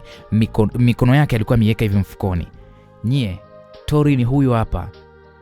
Jamani, nilishtuka ni kwa sababu na ndo hapa anakuja kunichukua anakuja kunichukua Ricky. Namjua mimi Torin kwa vile sijiwezi kwa Torin nyie. Mungu wangu. Nilijikuta napatwa na kigugumizi. Dick ananiita. Sasa nawaza, niende ama nisiende? Huyo Torin si ndo mimi alinikataa mchana kweupe. Haya, huyu Dick siku zote alikuwa wapi? Si ndo rafiki yake, chawa wake? Dick mwenyewe ndo namuona leo. Sasa wakati najiuliza kwamba niende ama nisiende, Dickson akaniambia, oya Vienna, njoo. Mimi hapo nikamtazama Torin. Torin alikuwa kimya tu muda huo. Nilikumbuka Torin alivyoniacha kikatili. Mvua inaninyeshea afu akawa nimenibwaga. Nikasema hapa nikionyesha udhaifu, huyu atanizidi kunidharau. Nikaanza kwenda. Nilitembea mpaka walipo. Nikasalimia pale, mambo zenu? Poa tu. Hapo Dick ndo akawa ameitikia ile salamu. Poa tu. Lakini Torin muda huo hakuwa amejibu kitu. Dick si ndo chawa? Akaanza pale. Sasa sikiliza Vienna. Vienna saizi umekuwa. Umezidi kuwa mzuri ese. Unaenda wapi tena na mabegi nini? Mbona umependeza hivyo? Hapo mimi nikamtazama Torin. Torin alifanya uko busy tu na simu yake hivi kainama. Nikajiwazia, anamtext mwanamke wake sio Nikasema ngoja na mimi nidondoshe bomu. Nikama naenda Arusha na boyfriend wangu hivi namsubiri hapa anakuja kunichukua muda so mrefu. Nilisema hivyo maksudi na nililemba sauti asikwambie mtu. Nikamwambia Dick na boyfriend wangu anakuja kunichukua sasa hivi, anakuja hapa kuni pick up. Na Kiingereza juu kidogo nikakiongezea. Sasa niliposema hivyo nikatupa jicho kwa Torin. Nikaona Torin anatabasamu, tabasamu wajua lile tabasamu la dharau lile, kwamba huyu chawa sasa huyu Dickson akasema, kwa Vienna saizi una boyfriend mwingine au? Una boyfriend mwingine? Kwa Torin sio boyfriend wako? Hapo msikilizaji, moyo wangu ni kama ulishtuka. Yaani moyo wangu kama ulifanya pa. Alivyosema tu vile kwamba eti Torin sio boyfriend wangu. Nikamwambia Dickson, wewe ulipotea, ulikuwa wapi? Nilipata dharura kidogo, nimerudi jana tu hapa. Nikamwambia ndo maana hujui kitu wewe. So unajua mimi malaya sana, siwezi kukaa bila mwanaume hivyo na wanaume kibao. Huyu naye msubiri ananifuata tukale maisha. Kwa hiyo nachagua tu, leo namtaka huyu, kesho namwacha yule. Sasa niliposema hivyo, si nilikuwa nazungumza makusudi. Nikaona Torin anamwaga Dick, anaambia Dick, nitakucheki mwanangu baadaye, nitakucheki. Dick akamwambia, no, mshikaji wangu sikiliza bwana. Kuna kitu hapo mbona sielewi mwanangu, hebu tuongeeni jamani, mbona mimi siwaelewi nyie? Nikamwambia Dick, nimeshakwambia mimi malaya, namsubiri mpenzi wangu hapa aje. Usichokielewa hapo nini? Mimi nabadilisha wanaume vile ninavyotaka. Huo muda wa mimi kuongea na nyinyi haupo. Na hapa nimesogea tu kwa heshima yako Dick. Sijui unanielewa? Nimejibu hivyo. Torin akadakia akamwambia, sikiliza Dick mwanangu. Dick bwana, mimi nakuheshimu sana. Sitaki na sihitaji kuongea na huyu manzi hapa. Sasa Dick akawa haelewi, maskini ya Mungu. Dick akanasema, jamani hapana bwana. Sikilizeni basi. Mimi Vienna mbona namjua bwana? Vienna sio malaya bwana. Afu we Torin nakujua mwanangu. Torin niliyekuunganisha na Vienna. Sio huyu ambaye namuona hapa. Hebu nielewesheni nini kinaendelea, mbona sielewi nyinyi wanangu, mama nataka kuondoka. Wasikiliza Dick mwanangu, kwani hujasikia mtu hapa anaenda Arusha kuna boyfriend wake, unataka tuongee nini? Sasa Torin ikaonekana kama vile amejamu, amepanic. Kabla Dick hajajibu, mimi simu yangu iliita. Nilipoitazama, alikuwa mswiti Rick alikuwa ananipigia. Nikataka kupokea ile simu. Torin akachukua ile simu yangu, akaitazama. Afu nilikuwa nimesave my baby Rick. Torin ndio alikuwa ameshika ile simu, alikuwa amenipokonya. Akaitupia kwenye manyasi huko. Mimi nilimshangaa, nikamwambia vipi wewe mwenda wazimu nini? Wewe una kichaa? Unaitupaje simu yangu? Unajua simu alionunua nani? Wewe vipi? Sasa hapo nikawa nataka kuifuata ile simu yangu kwenye manyasi kule kwenye majani. Nikawa nafanyaje? Naifuata. Nilipokuwa naifuata, Dick akaiwahi ile simu. Mara mimi nikaona gari ya Rick inatokezea pale. Nikasema Dick, nipatie simu yangu, mpenzi wangu yule kwenye gari yake. Ile pale ameshafika kuja kunichukua. Hapo nilikuwa nimeonyeshea gari ya mpenzi wangu Rick. Dick huyu chawa akanishika mkono bila kusema chochote. Aliponishika mkono, nachokumbuka aliniingiza ndani dukani. Akafungua simu yangu. Simu yangu mimi waga inaga password. Nikaona pale anaandika, sijui aliandika nini, japo nilijua ni message. Akatuma ile message na kisha akasema, sikiliza, wewe hapo uende popote mpaka mniambie nini kinaendelea kati yako wewe na Torin. Nikamwambia, nisikilize Dick, na kuheshimu, alafu lazima ujue mimi nina maisha yangu na mpenzi wangu. Unachokifanya sio kizuri. Natakiwa kusafiri muda huu. Mtu kashafika jamani, mbona unataka kuniribia wewe Dick vipi? Kuhusu hilo mimi bwana msijali. Mimi nishamwambia mpenzi wako umepata dharura, shangazi yako amelazwa. Hivyo huwezi kuondoka mpaka unipatie majibu wewe na Torin nini kinachoendelea. Sasa wakati ananiuliza hivyo, Dick kwenye ile message kwenye ile simu yangu ikaingia message, akaifungua, akanionyesha, akaniambia, unaona? Jamaa wako ameshakubali. Na kweli ile message nilivyoisoma, ni mpenzi wangu Rick alikuwa ameniambia, sawa, pole mpenzi. Yaani alikuwa amenipa pole. Kwa Dick alinionyesha ile message iliyotoka kwa Rick. Nikamwambia Dick, ni kwa nini unanifanyia hayo yote? Hivi unajua huyo mwenzako alichonifanyia, wewe unayemtetea hapa, unajua alichonifanyia? Torin mimi aliniacha, alinitukana kwamba mimi ni malaya wakati sijamkosea kitu, na sikuwahi kumjua mwanaume. Sijawahi kumjua mwanaume mimi kabla yake, na aliniacha nikiwa nanyeshewa na mvua stendi, wala hata kujali maumivu yangu. Wewe unachomtetea hapa ni nini? Wewe Viena, wewe unasema nini wewe? Hebu kwanza naomba unifuate kwanza, maana hapa sio mahali sahihi pa kuongelea. Njoo nje. Tulipotoka nje, Torin hakuwepo. Dick akampigia simu Torin akapokea. Akasema anakuja, niko njiani. Kweli mara tukaona gari nzuri fulani hivi likapaki pale. Kioo kikashushwa, alikuwa ni Torin. Akasema, Dick, tuenzetu. Sasa Dick akanishika mimi mkono, akaniambia, sikiza, panda mbele hapo. Ni chawa Pro Max nye. Nikamwambia, sikiliza Dick, siendi popote na mtu. Sijui naelewa Dick, naomba simu yangu. Hapo namwambia Dick huku machozi yananitoka. Nilikumbuka kila kitu. Torin aliniuma sana. Bado Torin aliniuma. Dick akaniambia, sikiliza Viena, najua unaumia na nimekusikia, lakini mimi sikuwepo. Ingia basi kwenye gari tuongee, tuweke mambo sawa. Hata kama mtu rudiana ili imbali tukue kuna amani bwana. Nikamwambia, it's too late. Mimi na mtu wangu tayari, akiniona na ex hatopenda. Niliposema hivyo, cha ajabu huyu Torin akanisonya. Akashuka kwenye gari, akanibeba juu, akanipakia mbele, akanifunga na mkanda, akafunga mlango, yani akaloki gari. Kisha yeye na Dick wakaingia pia, akawasha gari, akaanza kuondoka. Dick akamuuliza Torin, "Oya Torin, wapi tunakwenda mzee?" Torin akasema, tunaenda Arusha. Si ndio huyo alikuwa anataka kwenda Arusha? Nampeleka kwa bwanake. Mimi kusikia hivyo nilichukia. Hivi huyu kenge mbona anadharau huyu? Mimi nilitamani aniambie kwamba amekosa, anataka tuongee, nimsamee aishe. Yeye anasemaje? Nikamwambia Torin, nakuomba unishushe. Usiponishusha nitaruka kwenye hii gari. Torin akaniambia, thubutu, fanya ujinga wote uone. Jaribu kufanya ujinga uone nitakachokufanya. Wewe si una adabu, mtoto mdogo sana wewe. Nijaribu uone, nitakupiga nikuchakaze vibaya mno.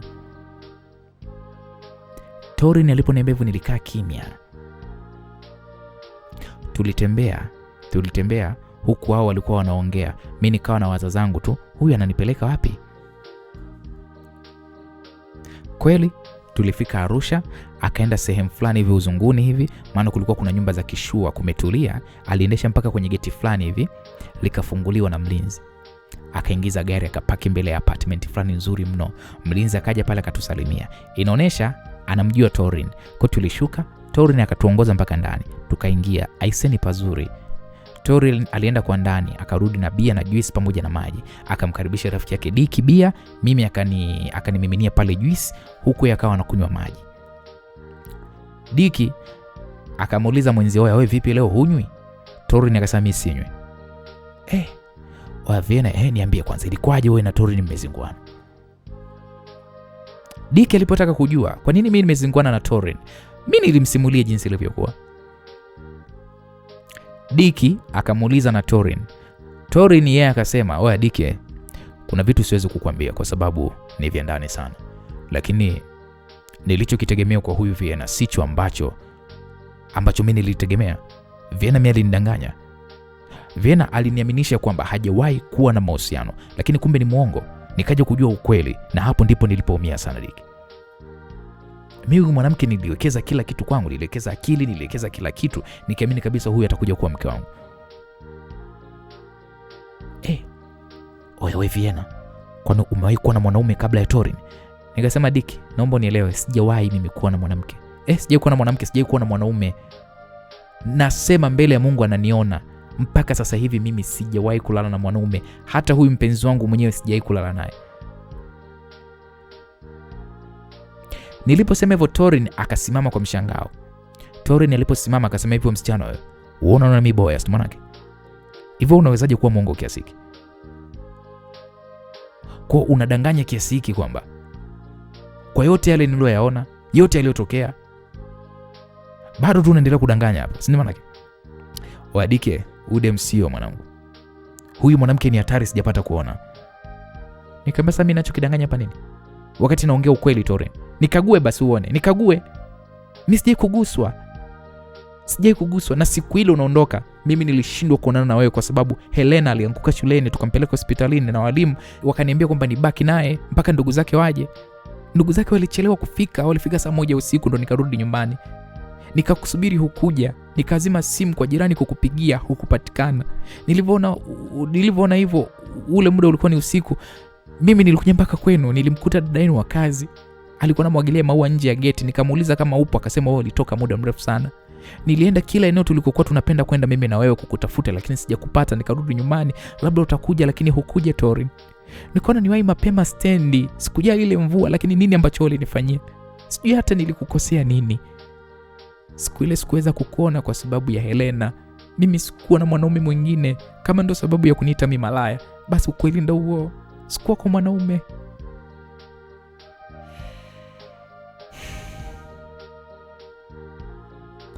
Hivi unaoniambia ni ya kweli Vienna? Kwamba wewe ulikuwa uko hospitalini na ulikuja nyumbani? Nikamwambia ndio Torin. Siwezi kukudanganya. Okay, ngoja. Hapo Torin alishika simu yake, akapiga, akaweka loudspeaker. Simu kweli ikapokelewa na ilikuwa ni sauti ya kike, ilisikika ikisema, "Hello. Sister, kuna kitu nakuomba nikuulize na nataka uniambie ukweli." Sawa tu, uliza. Hivi kipindi kile nilivyokuja likizo siku ile ya mwisho ili nirudi chuo, kuna mtu alikuja kunitafuta hapo nyumbani mida ya usiku? Siku ile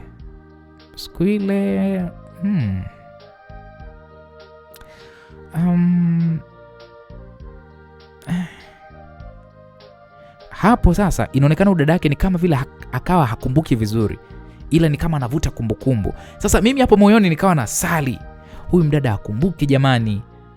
Mara yule mdada kwenye simu akasema, afu nilisahau kukwambia bwana.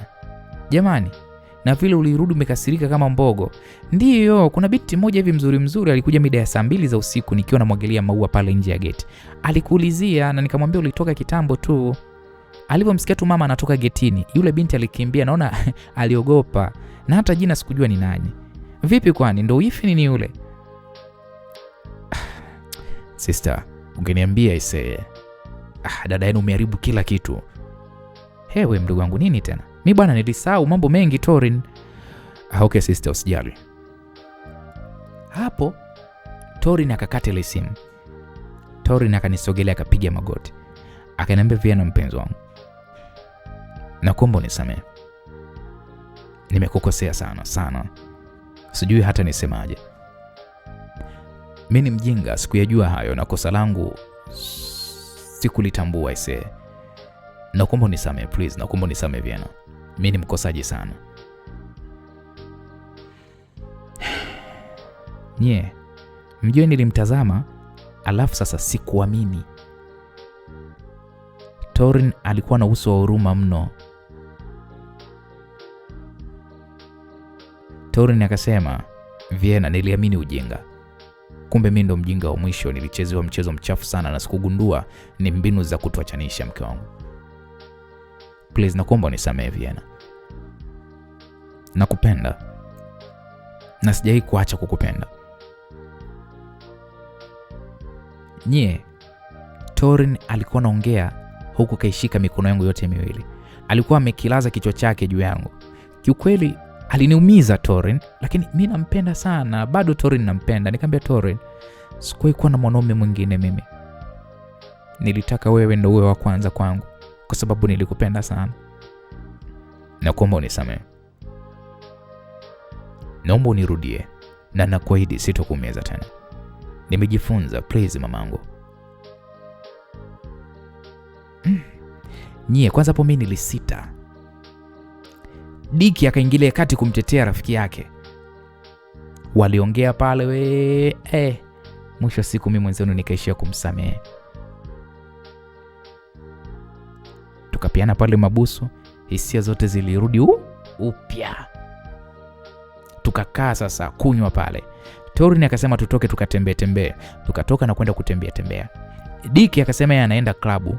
Mimi nikasema jamani nimechoka, maana kusema kweli mimi sikuwahi kwendaga huko maklabu. Hivyo mimi na Torin tukarudi nyumbani. Tulipofika nikaomba kuoga. Torin akanipeleka chumba kikubwa, akasema bafuni ni pale, ukioga mimi niko sebuleni. Kweli akataka kutoka, mimi nikamkimbilia nikamkumbatia. Nikamwambia unaniogopa au hunitaki? Vienna, mimi ni mwanaume na nina hisia na wewe. Yaani ninakupenda sana. Nakumbuka kabisa ulisema nisubiri mpaka Nye, kabla kwanza hajamaliza hata kuongea sentence yake, kusema kile alichotaka kukisema, nikamkatisha kwa kumbusu. Nikamwambia my boyfriend. Nilipomuita tu my boyfriend akacheka. Nikashika mikono yake nikaiweka kiunoni kwangu. Nikamwambia niko tayari. Mimi nishamaliza shule. Nimekuwa mimi sio mtoto tena. Nataka Torin wewe ndio uwe mwanaume wangu pekee. Nikupendaye, uwe wa kwanza kwangu na sio mwanaume mwingine. Unachokisema ni kweli? Nikamwambia ndio. Sio wa kwanza tu, nataka niwe wa mwisho pia kwako. Yes baby. Una uhakika? Ndio. Mimi niko tayari kusubiri baby kama huna uhakika. No, nina uhakika, nataka sasa. Okay sawa. Nye, mtoto wa kike nikawa naililia. Na hii yote ni kwa mwanaume unayempenda. Yaani narudi pale. Mwanaume ukimpenda utamlilia tu. Kuna wengine huko wanaomba miezi na miezi, kuna dakika wanakaushiwa. Wanaume mpo? Ndio nikwambie, si wanawake tukipenda upate shida kuomba. Sisi wenyewe ndio tulikuwa tunaililia. Basi nikaililia pale kwamba naitaka. Nye, baada ya kujifanya mimi ndo najua sana mapenzi kumwambia hivyo naitaka, nilijuta. Kijana alinichojoa nguo, akanipeleka bafuni, tukaogeshana na kisha tukarudi sasa chumbani. Torin alijua kutambana ulimi mwilini mwangu jamani. Torin alijua kutumia mikono yake vizuri jamani. Nilijisikia raha ajabu. Baada ya kuhakikishiwa maandalizi yamekolea, Torin akaniingiza kwenye sayari ya huba taratibu kabisa, kwa mapenzi mazito kabisa, huku ananiambia ananipenda sana. na mimi ndo mwanamke wake wa maisha yake. Aliniomba msamaha. Hivi unajua ile unaingizwa, ile inaingia, unaifeel, unaisikia, afu mtu anakuambia baby nakuomba unisamehe. Yaani inakuwa ya moto moto, ni utamu. Aliniomba msamaha na akaniambia kwamba hata lolote nilisikie juu yake, kinachotakiwa mimi kujua ni kwamba nijue tu kwamba ananipenda sana na atanichagua mimi tu kati ya wengi. Jamani, nilijimaliza. Nilimpa masifa huyu kaka, nilimpa ahadi, nilimpenda sana Torin. Sijui hata niwaambiaje mnielewe. Usiku huo, msikilizaji, ulikuwa ni waraha tu. Usiku wa kumbukumbu nzito na viapo vya upendo mimi na Torin. Nilizidi kumpenda Torin wangu. Tulilala kwa mahaba, huku Torin akinishukuru kwa kujitunza mpaka amenikuta mimi sijaguswa. Diki hakuja, na kulipokucha tukaamkia tena kwenye mahaba mazito. Ni mwendo wa humu tu tulivyochoka, tukaoga tukavaa ili tukale sasa. Mara Torin akasema, baby, hizo nguo zako nzuri, lakini mbona kama sio za kwako baby? Huo unavaa za heshima sana na sio hizo mke wangu, mbona hivyo? Nikamwambia, baby jamani, ni kisasa tunavaa. No baby, ngoja. Aliposema hivyo, akafungua begi langu, akatoa zile nguo zote. Alishangaa, akasema, na maana ndo ulikuwa unakuja kwa huyo mpenzi wako uvae hizi nguo Vienna? Ulikuwa unakuja kumpa serious Vienna? Kwa Vienna ulitaka kunisaliti? Hapo nilicheka. Nikamkomba, nikamwambia, bwana baby, mimi niko na wewe hapa sasa hivi. Na wewe mimi ndo mwanaume wa maisha yangu. Kwa ningechelewa je? Ungekuwa ushampa mshika. Hapo mimi nikambusu. Sikutaka niendelee kuongea maneno yake. Nikamwambia, nisikilize Torin, niliumbwa kwa ajili yako tu, na ndio maana huko kwingine haijawezekana. Baby sikiliza, nakuomba hata kama tukigombana, hebu simpe mtu, nakuomba. Nikamwambia, sawa baby, stompa mtu ya kwako. Basi tulitoka pale, akanipeleka shopping ya nguo za heshima. Tukala, tukazunguka sana Arusha. Tulikaa wiki hapo Arusha. Hapo hata simu sina, alikuwa nayo Diki ambaye alirudi Moshi mara tu alipotoka club. Kwa penzi langu mimi na Torin lilikuwa ni lele, yani tunapendana hatari, asikwambie mtu. Tuliamua kurudi Moshi maana Torin alikuwa na wiki moja tu mbele ili arudi chuo. Kwa tukaidiana kulindana mara kwa mara, na akasema pia atanitumia nauli niende Dar. Nikamwambia sawa. Safari ya Moshi ilianza huku nikiwa nina mazawadi. Kaninunulia mwenye mazawadi ya kutosha, shopping ya vyakula vya ndani nimefanyiwa. Tukiwa tuko njiani, nikasema naomba simu yako nimpigie Viola kumjuza ndo narudi. Torin akasema haina haja, wewe usipomkuta si unafungua? Nikamwambia ndio. Okay, twende tu. Nikamwambia okay sawa. Kwa hiyo aliendesha gari mpaka nyumbani. Hapo ilikuwa ni mida ya saa 12 hivi za jioni. Dadangu Viola hakuwepo. Baby akanisaidia pale kushusha mizigo, tukashusha na kisha tukapeana mabusu, akaaga anaondoka ili awai wapi nyumbani na yeye. Nikamwambia okay sawa. Lakini simu yangu mimi ipo kwa Diki. Akasema nitamwambia Diki akuletee simu. Nikamwambia okay sawa. Kwa akaondoka, mimi nikaanza pale kupanga vitu. Nilipanga pale vingi tu. Mara nikasikia kama majibizano huko nje. Ikabidi nichungulie kwa sababu tayari giza likawa kama limeingia. Kwa nikawa sioni vizuri kulingana na vioo. Manake mama aliwekaga vioo hii nyumba. Kwa nikafungua mlango, kulikuwa kuna taa. Mara nikaona kama Viola anapepesuka hivi. Yaani kama anapepesuka kurudi nyuma, huku Torin akiwa kasimama mbele yake. Tena akamnyoshia kidole. Nikasema jamani, kuna nini nyie?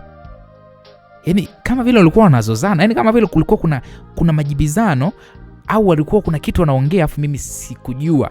Kwa nilivyotokea pale nikasema nyie, kuna nini hapo?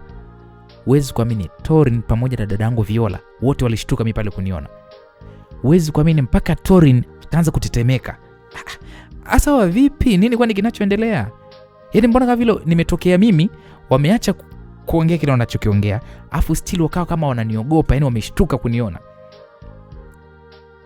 Haya msikilizaji, Vienna anasema wakati anatoka nje majira hayo giza saa 1 anamkuta Torin akiwa na Viola. na kama kulikuwa kuna majibizano hivi, na ambapo yeye Vienna alipotoka hapo nje, wale watu waliacha kuongea na kama walikuwa wameshtuka kumuona Vienna. Je, unahisi nini kinaendelea kati ya Viola na huyu kijana wa kuitwa Torin? Mimi naye hatujui. Tukutane katika sehemu ya pili, mzigo mtamu wa kuitwa Dangerous Twins kutoka kwake Lisa Mwala. Mimi nilikusimulia, naitwa Uncle J na hii ni Uncle J Simulizi. Asante na kwaheri.